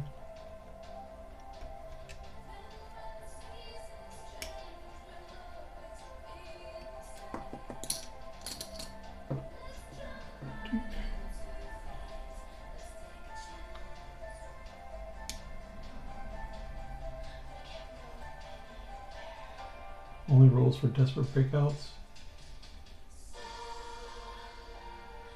Huh. I thought it was just a flat, like roll, and on a either a 4+ or like a 1 out of 6 or something, it kills whomever it is. I didn't think it was for vehicles. I thought, well, you mean, maybe. I really don't play it enough to know.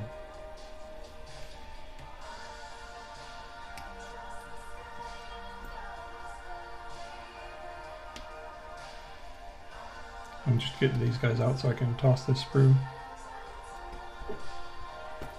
There, done.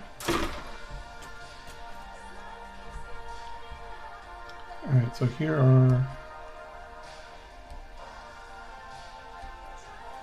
2 left arm axes that don't have pauldrons, but they're supposed to have pauldrons.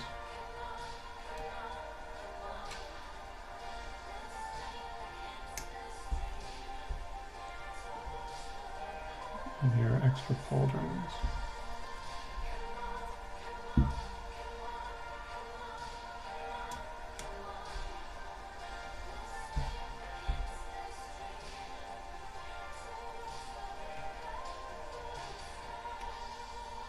And some decorations.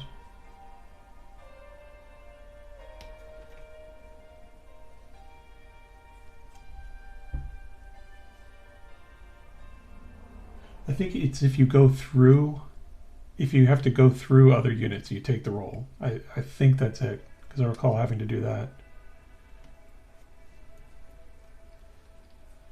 But if you retreat and you don't have anything in the way, then you can just do that freely. I believe.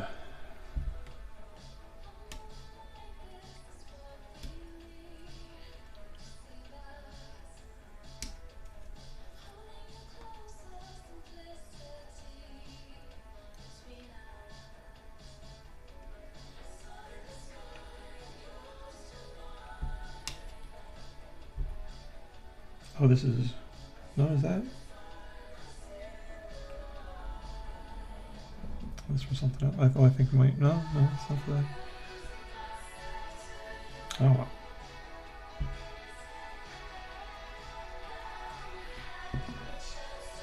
Yeah, if you're surrounded or such.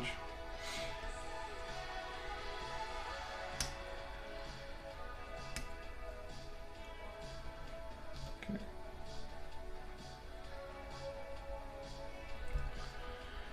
And all these extra fists.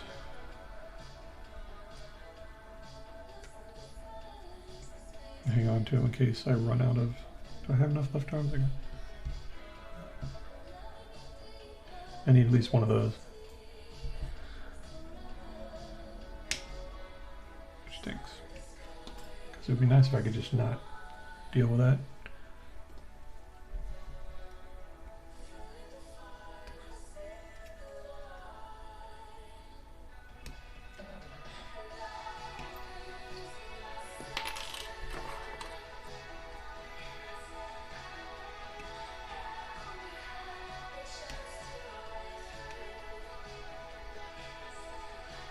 Ah. In one of the 2 games I played, one person was using Tyranids, which is always fun.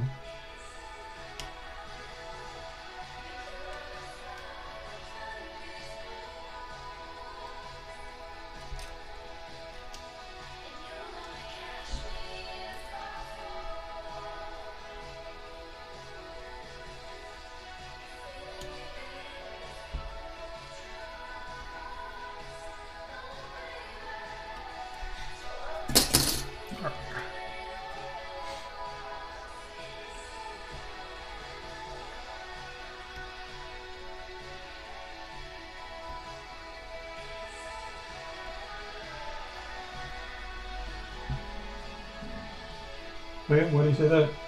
I don't know enough to. I mean, I don't have an opinion on it. So I don't have the knowledge or experience with it to say.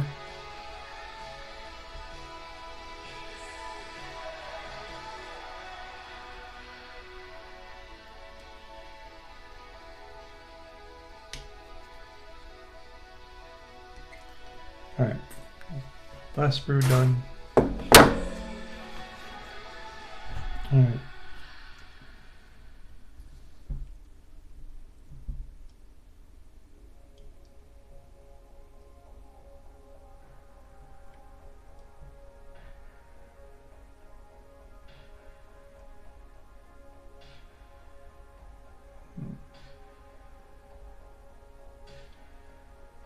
Nope.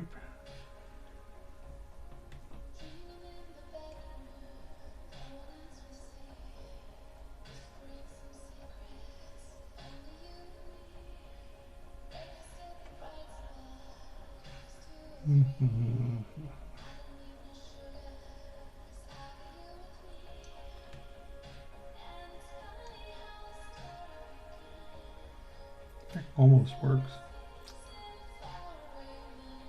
Almost works. But these do not fit. Well, let's get shaven.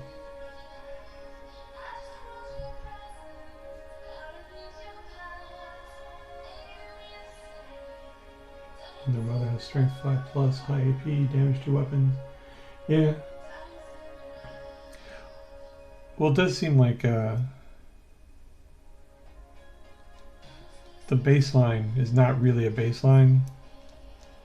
Like the strength 4, 0 AP, 1 wound. That seems like a lot of the Marine stuff has.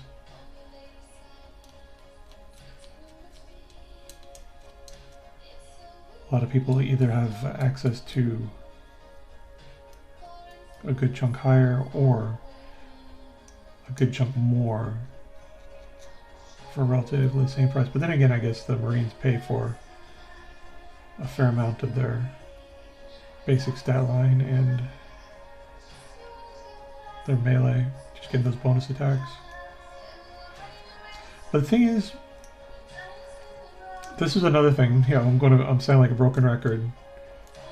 But like back in the day with epic battles, they had a stat line, and they had a set formula where they said this unit costs this amount of points because you're paying 5 points for moving 10 centimeters, 5 points for a 5+ hit, 5 points for a save of 6+, stuff like that. And so you could actually just take this formula, and just say, oh, this model is worth this many points because it does this. And they had relatively little special rules. I think that might be... But anyways. The second wound but don't have double the firepower. Yeah, I could see that.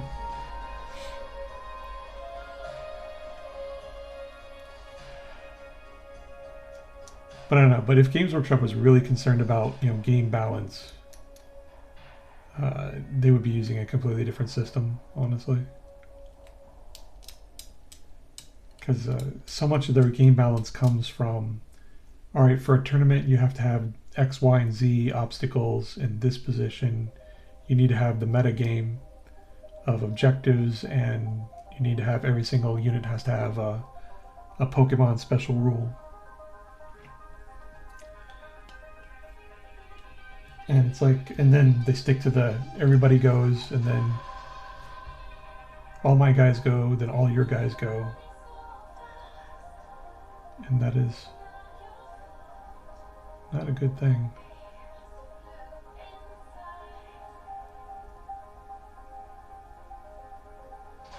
Where does this go?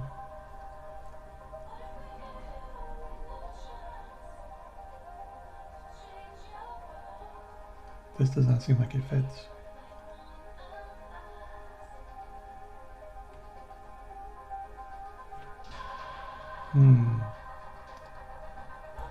They have letters on the back of them.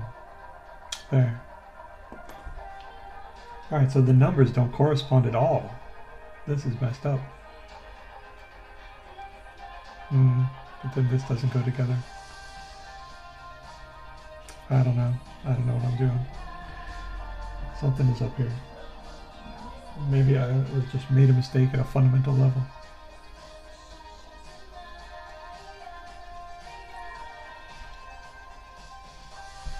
But these were the numbers.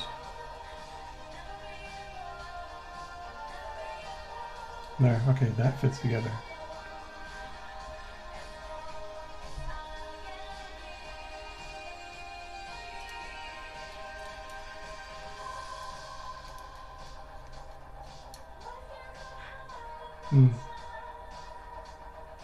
Yeah, I noticed like I think the only thing like for the battle line people have is the grenade launcher that the intercessors can get strength 9 hits, but that's still 33% chance per round to do 1 hit. Maybe, I think it's D6 wounds. Oh, it's like 17.5 because you have to hit and then wound on a 5-up. But yeah.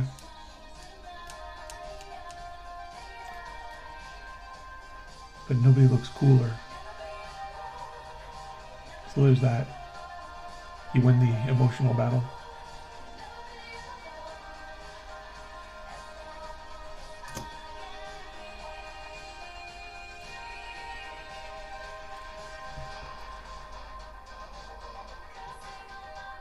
Let me share that a little bit.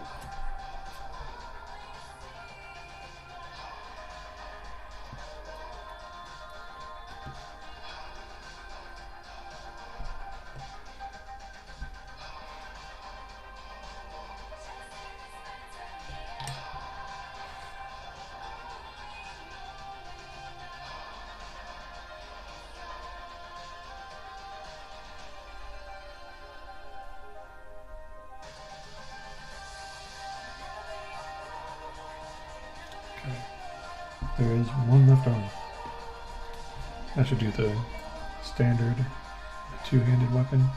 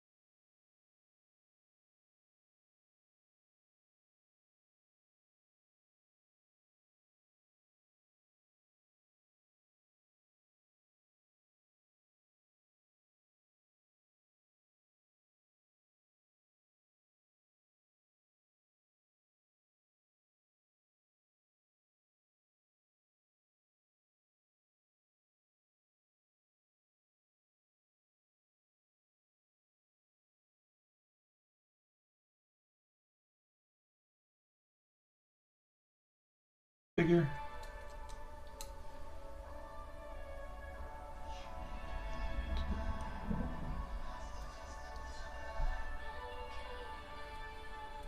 That's one thing I should look up.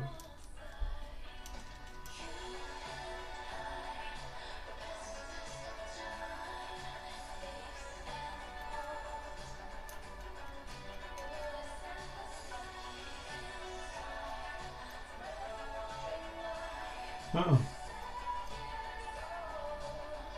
So they can recover pretty quickly?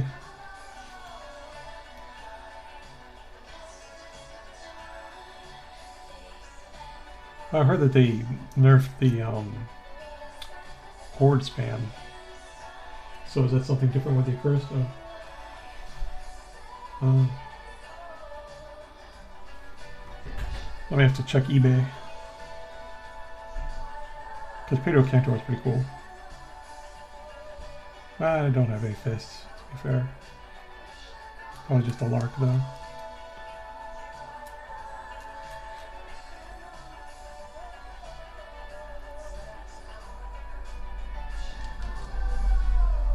I was told if I wanted to bring raptors to the local brick and mortar store tournament, that if they're not a set army,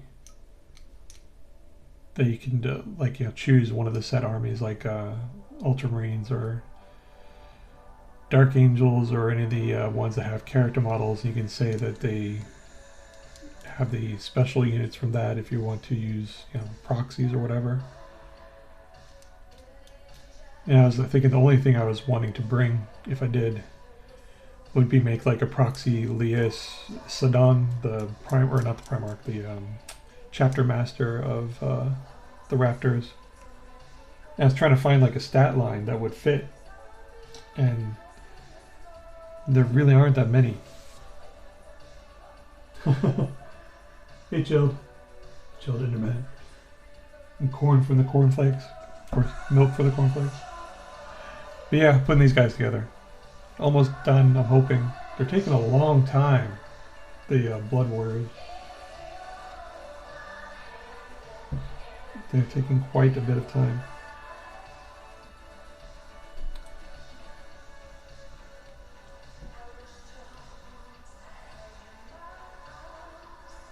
That might work. These shoulder pads don't go together very well.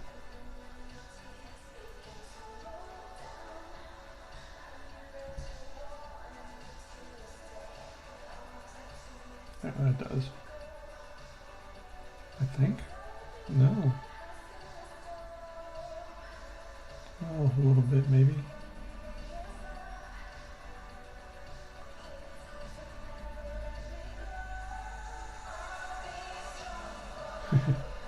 I kind of don't like that there's so much put onto the points and the objectives and all. Because it's kind of like, okay, your army is completely dead, and next turn you would lose all those points. But I can understand why they did it though. Yeah, these shoulder pads do not go together.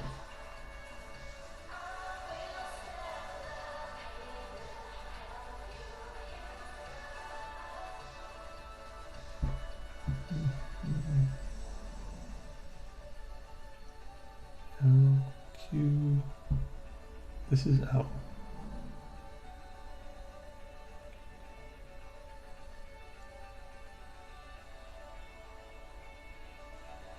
Okay, so that goes there, I think. Okay, I found one. Yay.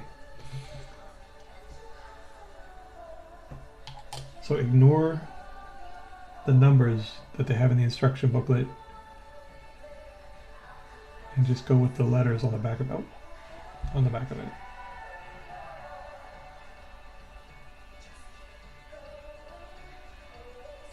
Oh yeah? The, oh gosh. The World Eaters? How's that going, Chill? So. Yeah, I don't like the whole every battle is in Stalingrad thing in 40k. I like having, you know, pretty terrain, beautiful terrain. Okay, this should work. Alright. So here we go. Crisis averted. These work.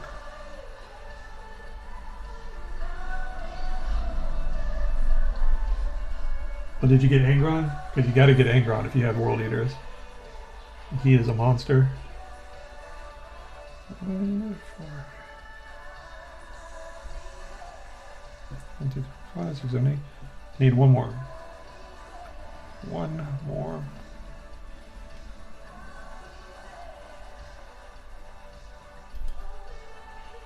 This is cute.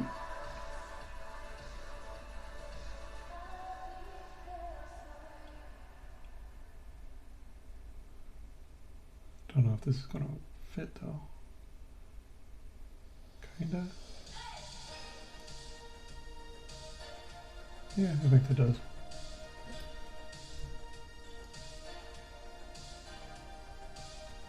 I forgot to shave some of these. Yeah. I can understand why they'd be going for competitive play, but it's not a good thing to, you know, if their balance between armies comes by forcing armies to fight over a set, you know, set terrain, like the terrain always has to be X, Y, and Z. That seems to be not a positive. It kind of takes away some of the color of the armies.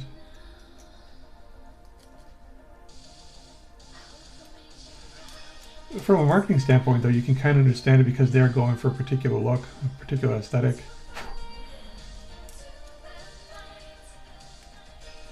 But I was like, you know, I'm painting my raptors, and they're green, and their whole thing is they are made to be in camouflage, and it's supposed to be, you know, reasonable Marines and tactical.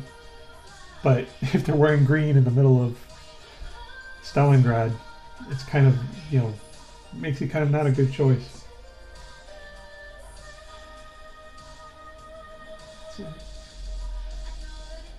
Oh yeah, Angron is very good. And he's a really nice figure if you get a chance. He's just very, very well engineered. I mean, I don't have him, but he is pretty cool.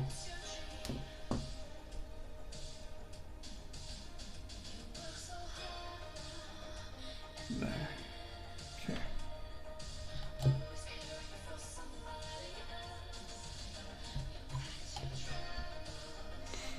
I'm just doing Age of Sigmar guys, but I'm basing them for Old World.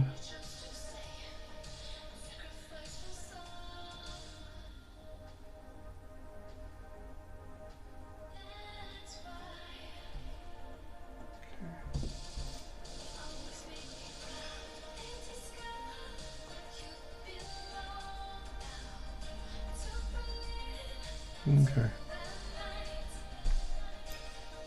I think I've got all of them that I need. The rest can go straight to hell. And now to actually assemble them.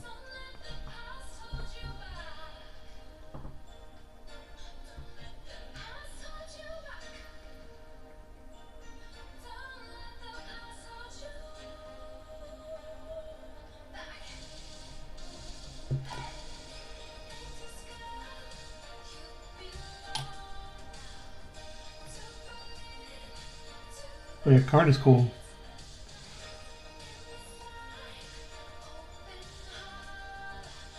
I read the whole 1d4 chan stuff about Khorne being a great and fun guy to be around.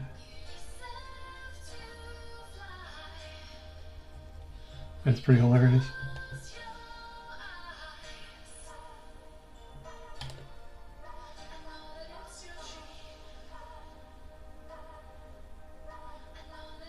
All the stories connected to them. They're hilarious. Okay.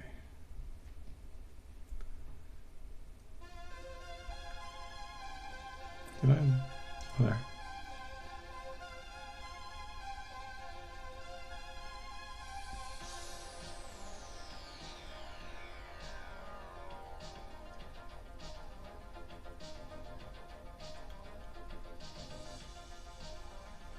shave that.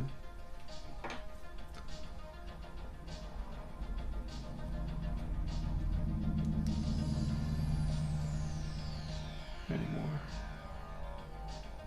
Nope.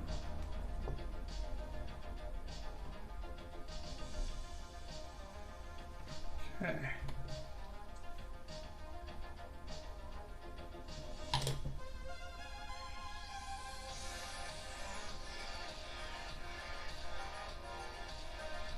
See, I don't have any Chaos Space Marines. I have tons of like Chaos, you know, Slaves of Darkness and stuff, but no Space Marines. I think that's because at first I was going to make my Raptors like secretly Alpha Legion, but then I got enamored with the whole Raptors by themselves.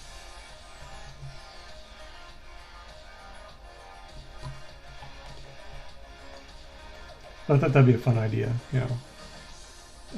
Secret Alpha Legion loyalists in disguise as Raptors.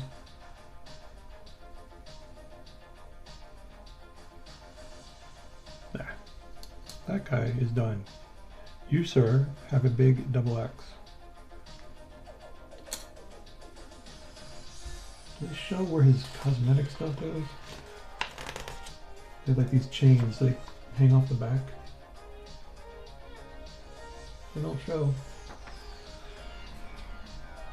I may just stick them randomly on something. Oh, and then throw it across the room.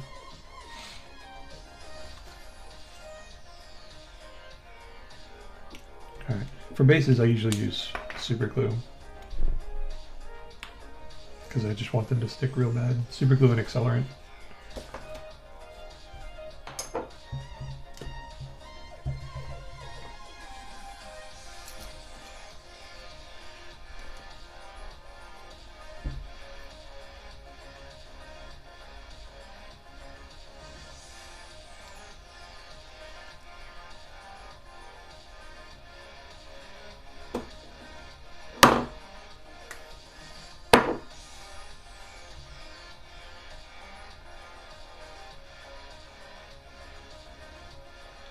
I'm going to put him a bit forward on his base so his big X does not interfere with the other people on bases near him.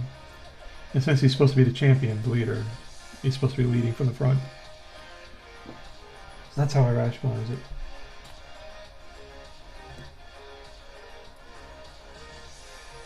I'm going to put one of these chains on his back, just because it looks cool.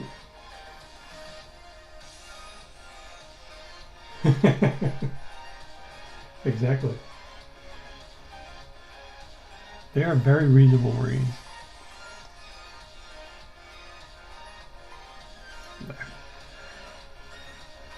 One down. Hooray.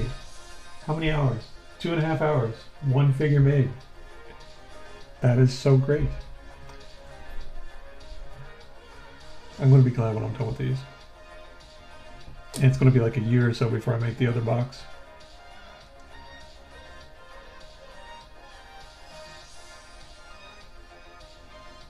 Raw.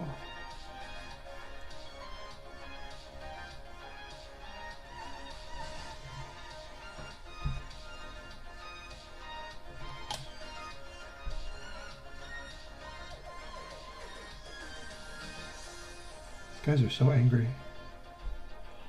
Although now I'm kind of in the mood to play Scarbrand in Total War Warhammer. Because he's suitably mindless to play. What should I do? Oh, you know, I don't even have to use the guy without... I won't actually need to use another helmet. Because I don't have to use the guy without the helmet because I don't have a musician. See, it's important. If you have a musician, that he'd be able to play the musician or the musical instrument. There. Ta-da. Get the actual head out of there. There. Goodbye.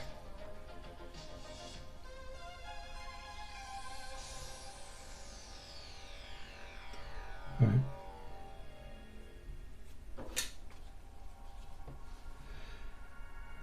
For his banner.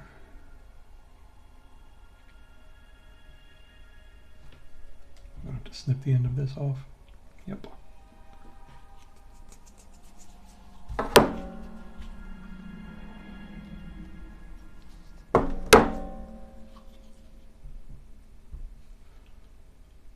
Oh, too much. Darn thing.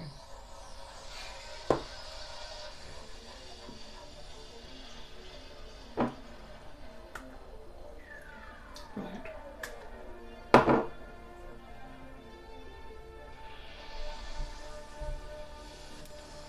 Raw.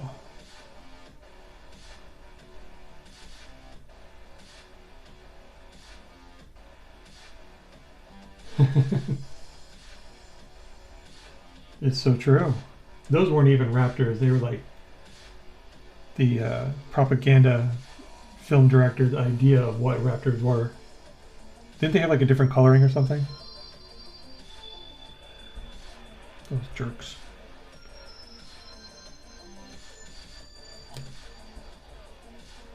Man, Fire War was so bad. I played it, but man, it's such a bad game.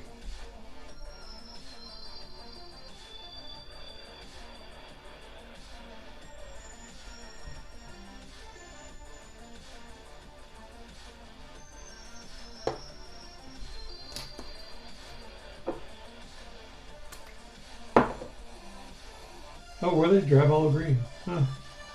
For some reason I thought they were like blue and yellow.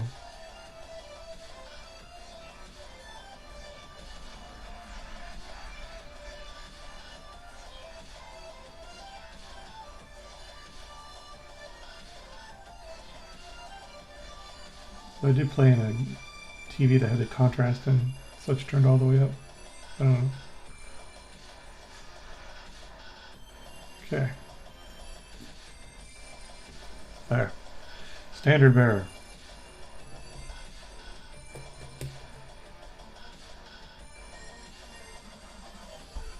I like their aesthetic now, though.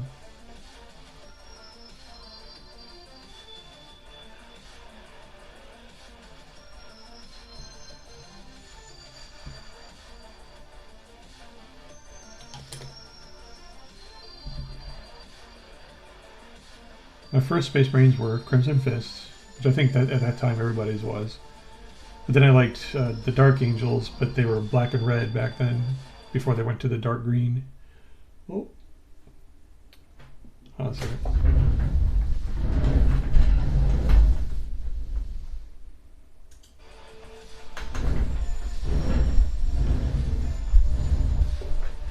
And then I did Space Wolves. They were pretty cool back then. That was when they got their own like unique units, like the long fangs and all that.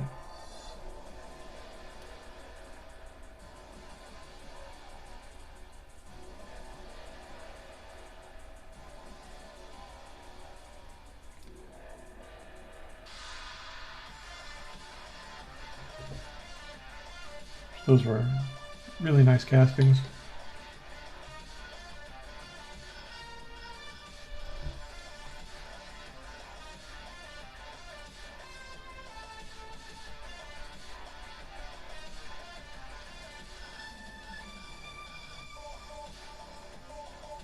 I think I was almost in my 20s then. I think I was 20, maybe, around about then.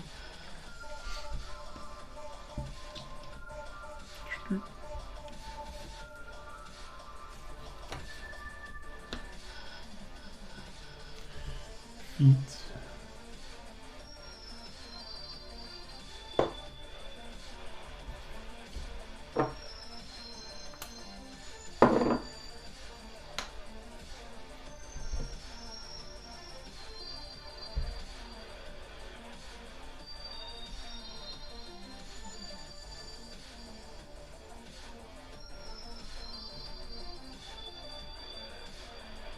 All right.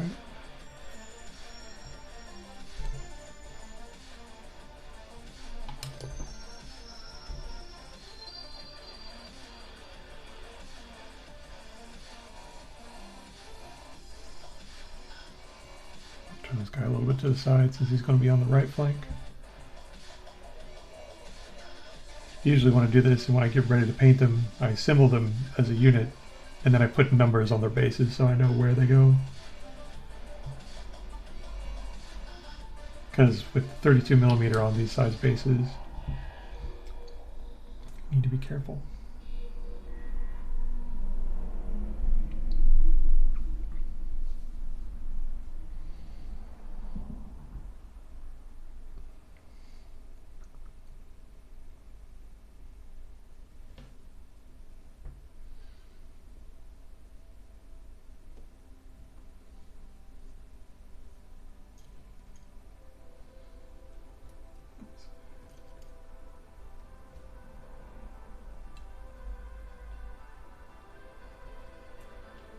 There we go.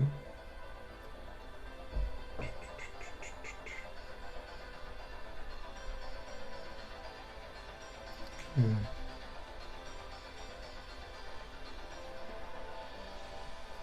Oh, am I missing one? I think I'm missing one.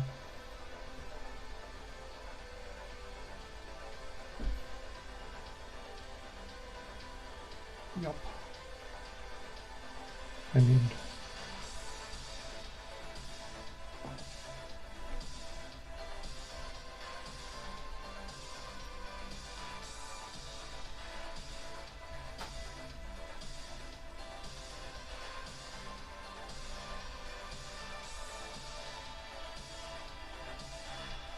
Okay.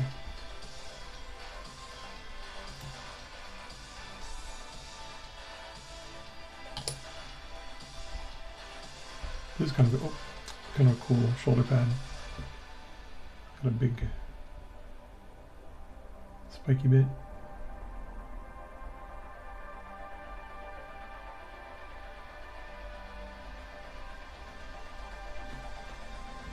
Alright.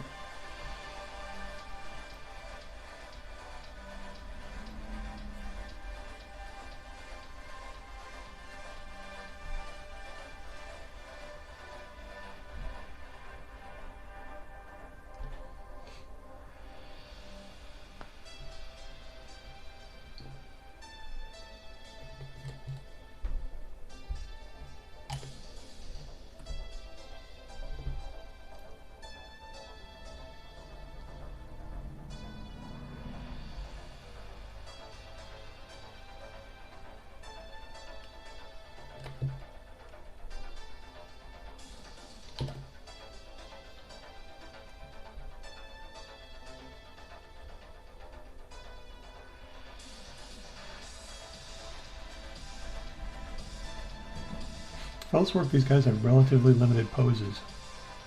They're gonna put their arm up and down. Why is this not fitting?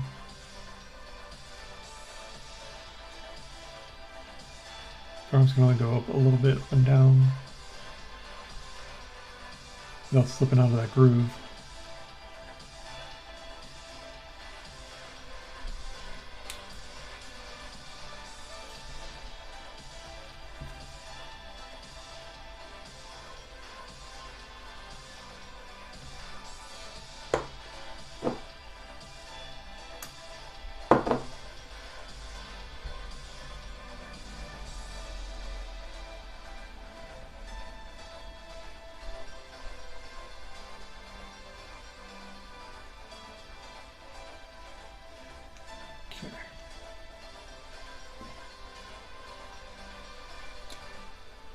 And this guy will be pointing to the left a little bit.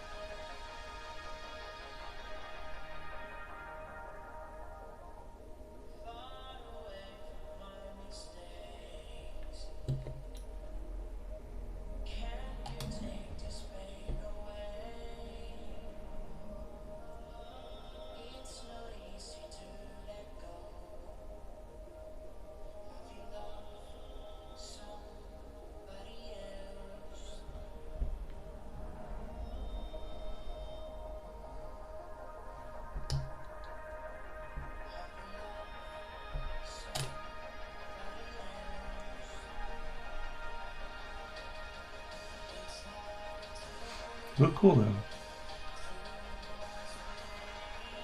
I wonder what color I'm going to paint them. Oh wait, red.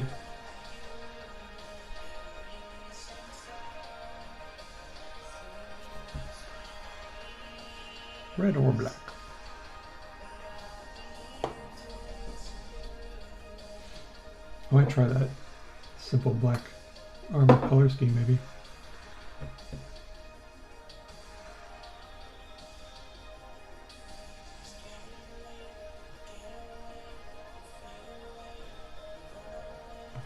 Okay. That's a good front line.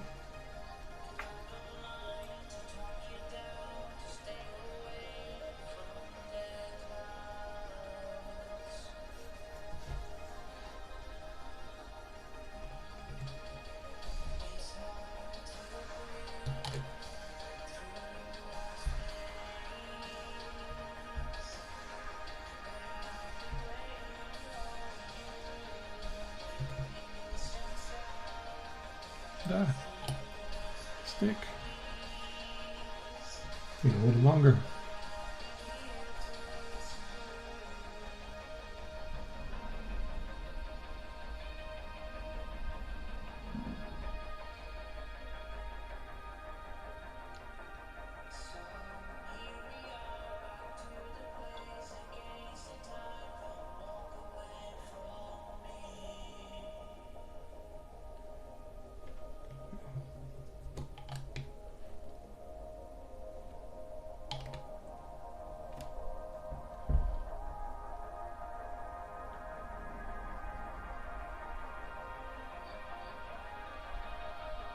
I'm getting hungry.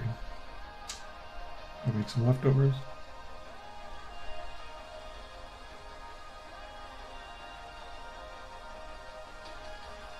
I don't think I'm going to have any time to work on the eradicators. This just took forever.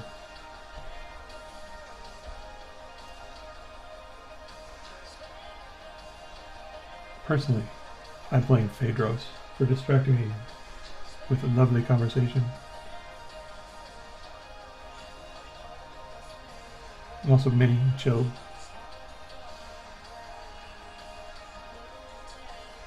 Clearly distracting. This guy still needs to dry. Oh, is that my light flickering? What the hell?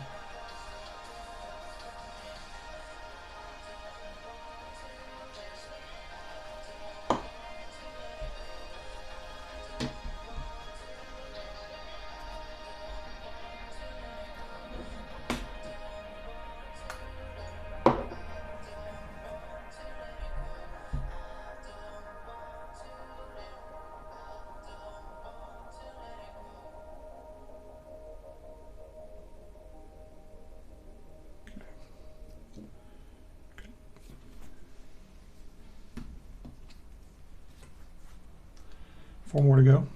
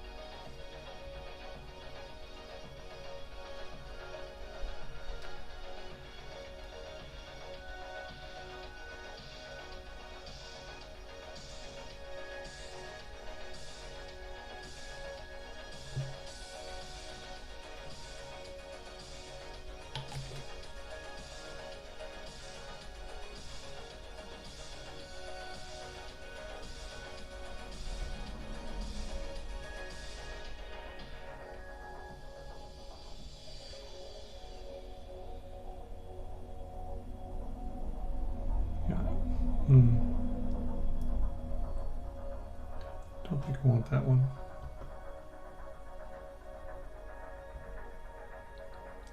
I need to be less overlapping into the other bases.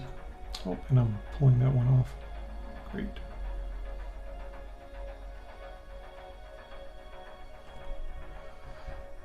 Okay.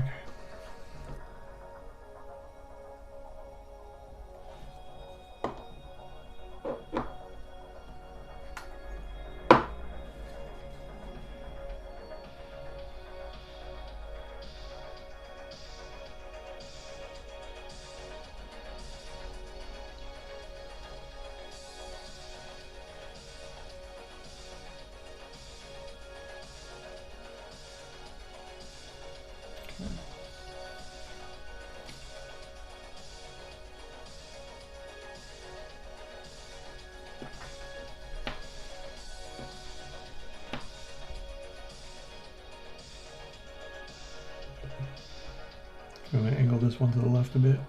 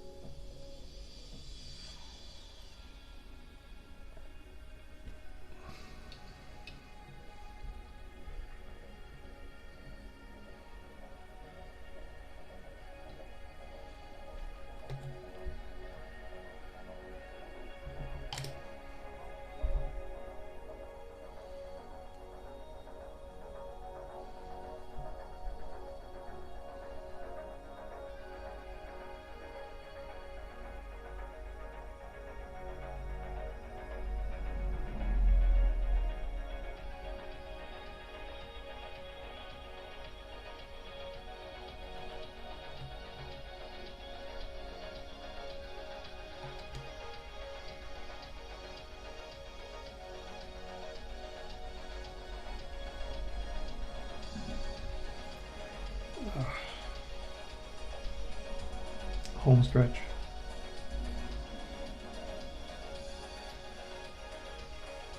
That goes cool. I wish you could have shoulder pads on all of them instead of having to go with, like, you know, only one shoulder pad on some of them.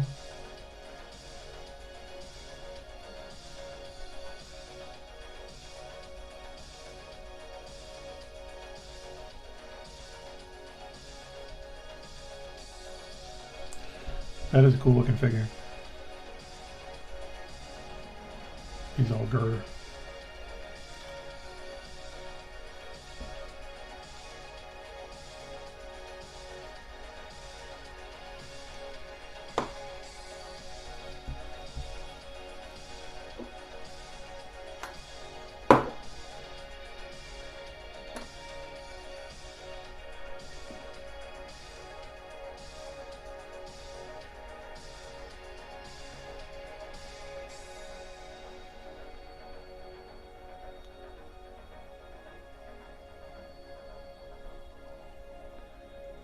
Okay. Now other side.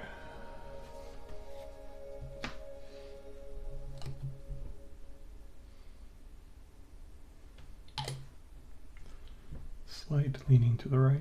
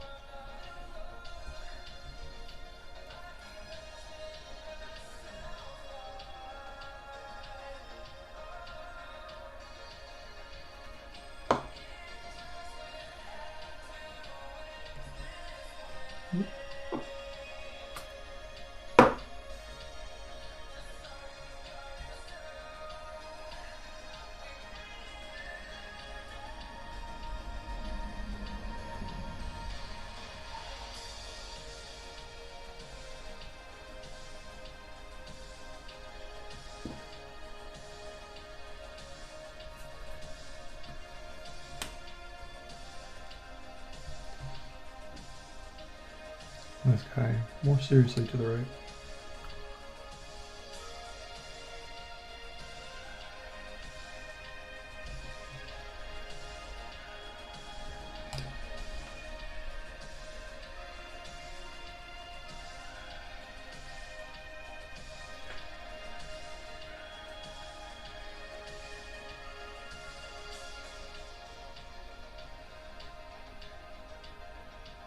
There we go.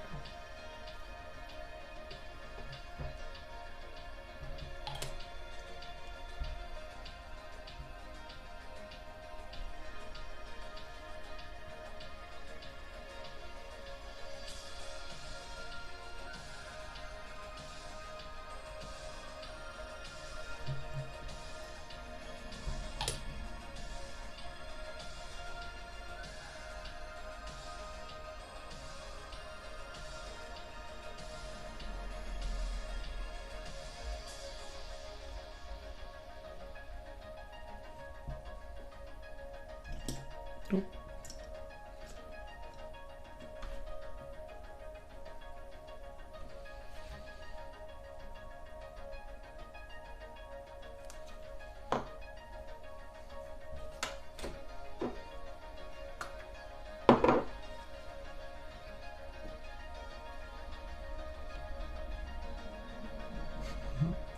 Sneak him in under there. There we go.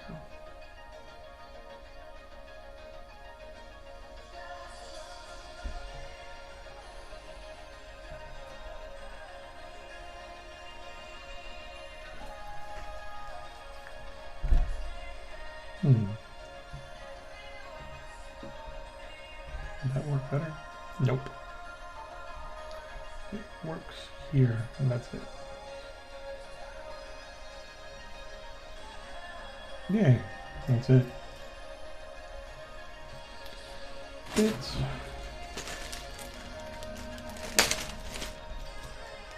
now I gotta clean this stuff up. All this plastic.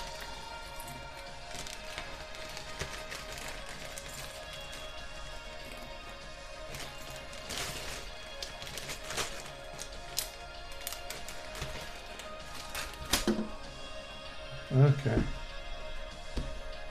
Alright guys, I think I'm going to wrap it now. So thank you for everyone who hung out and talked to me. I really appreciate it. This would have been horribly tedious to get through otherwise.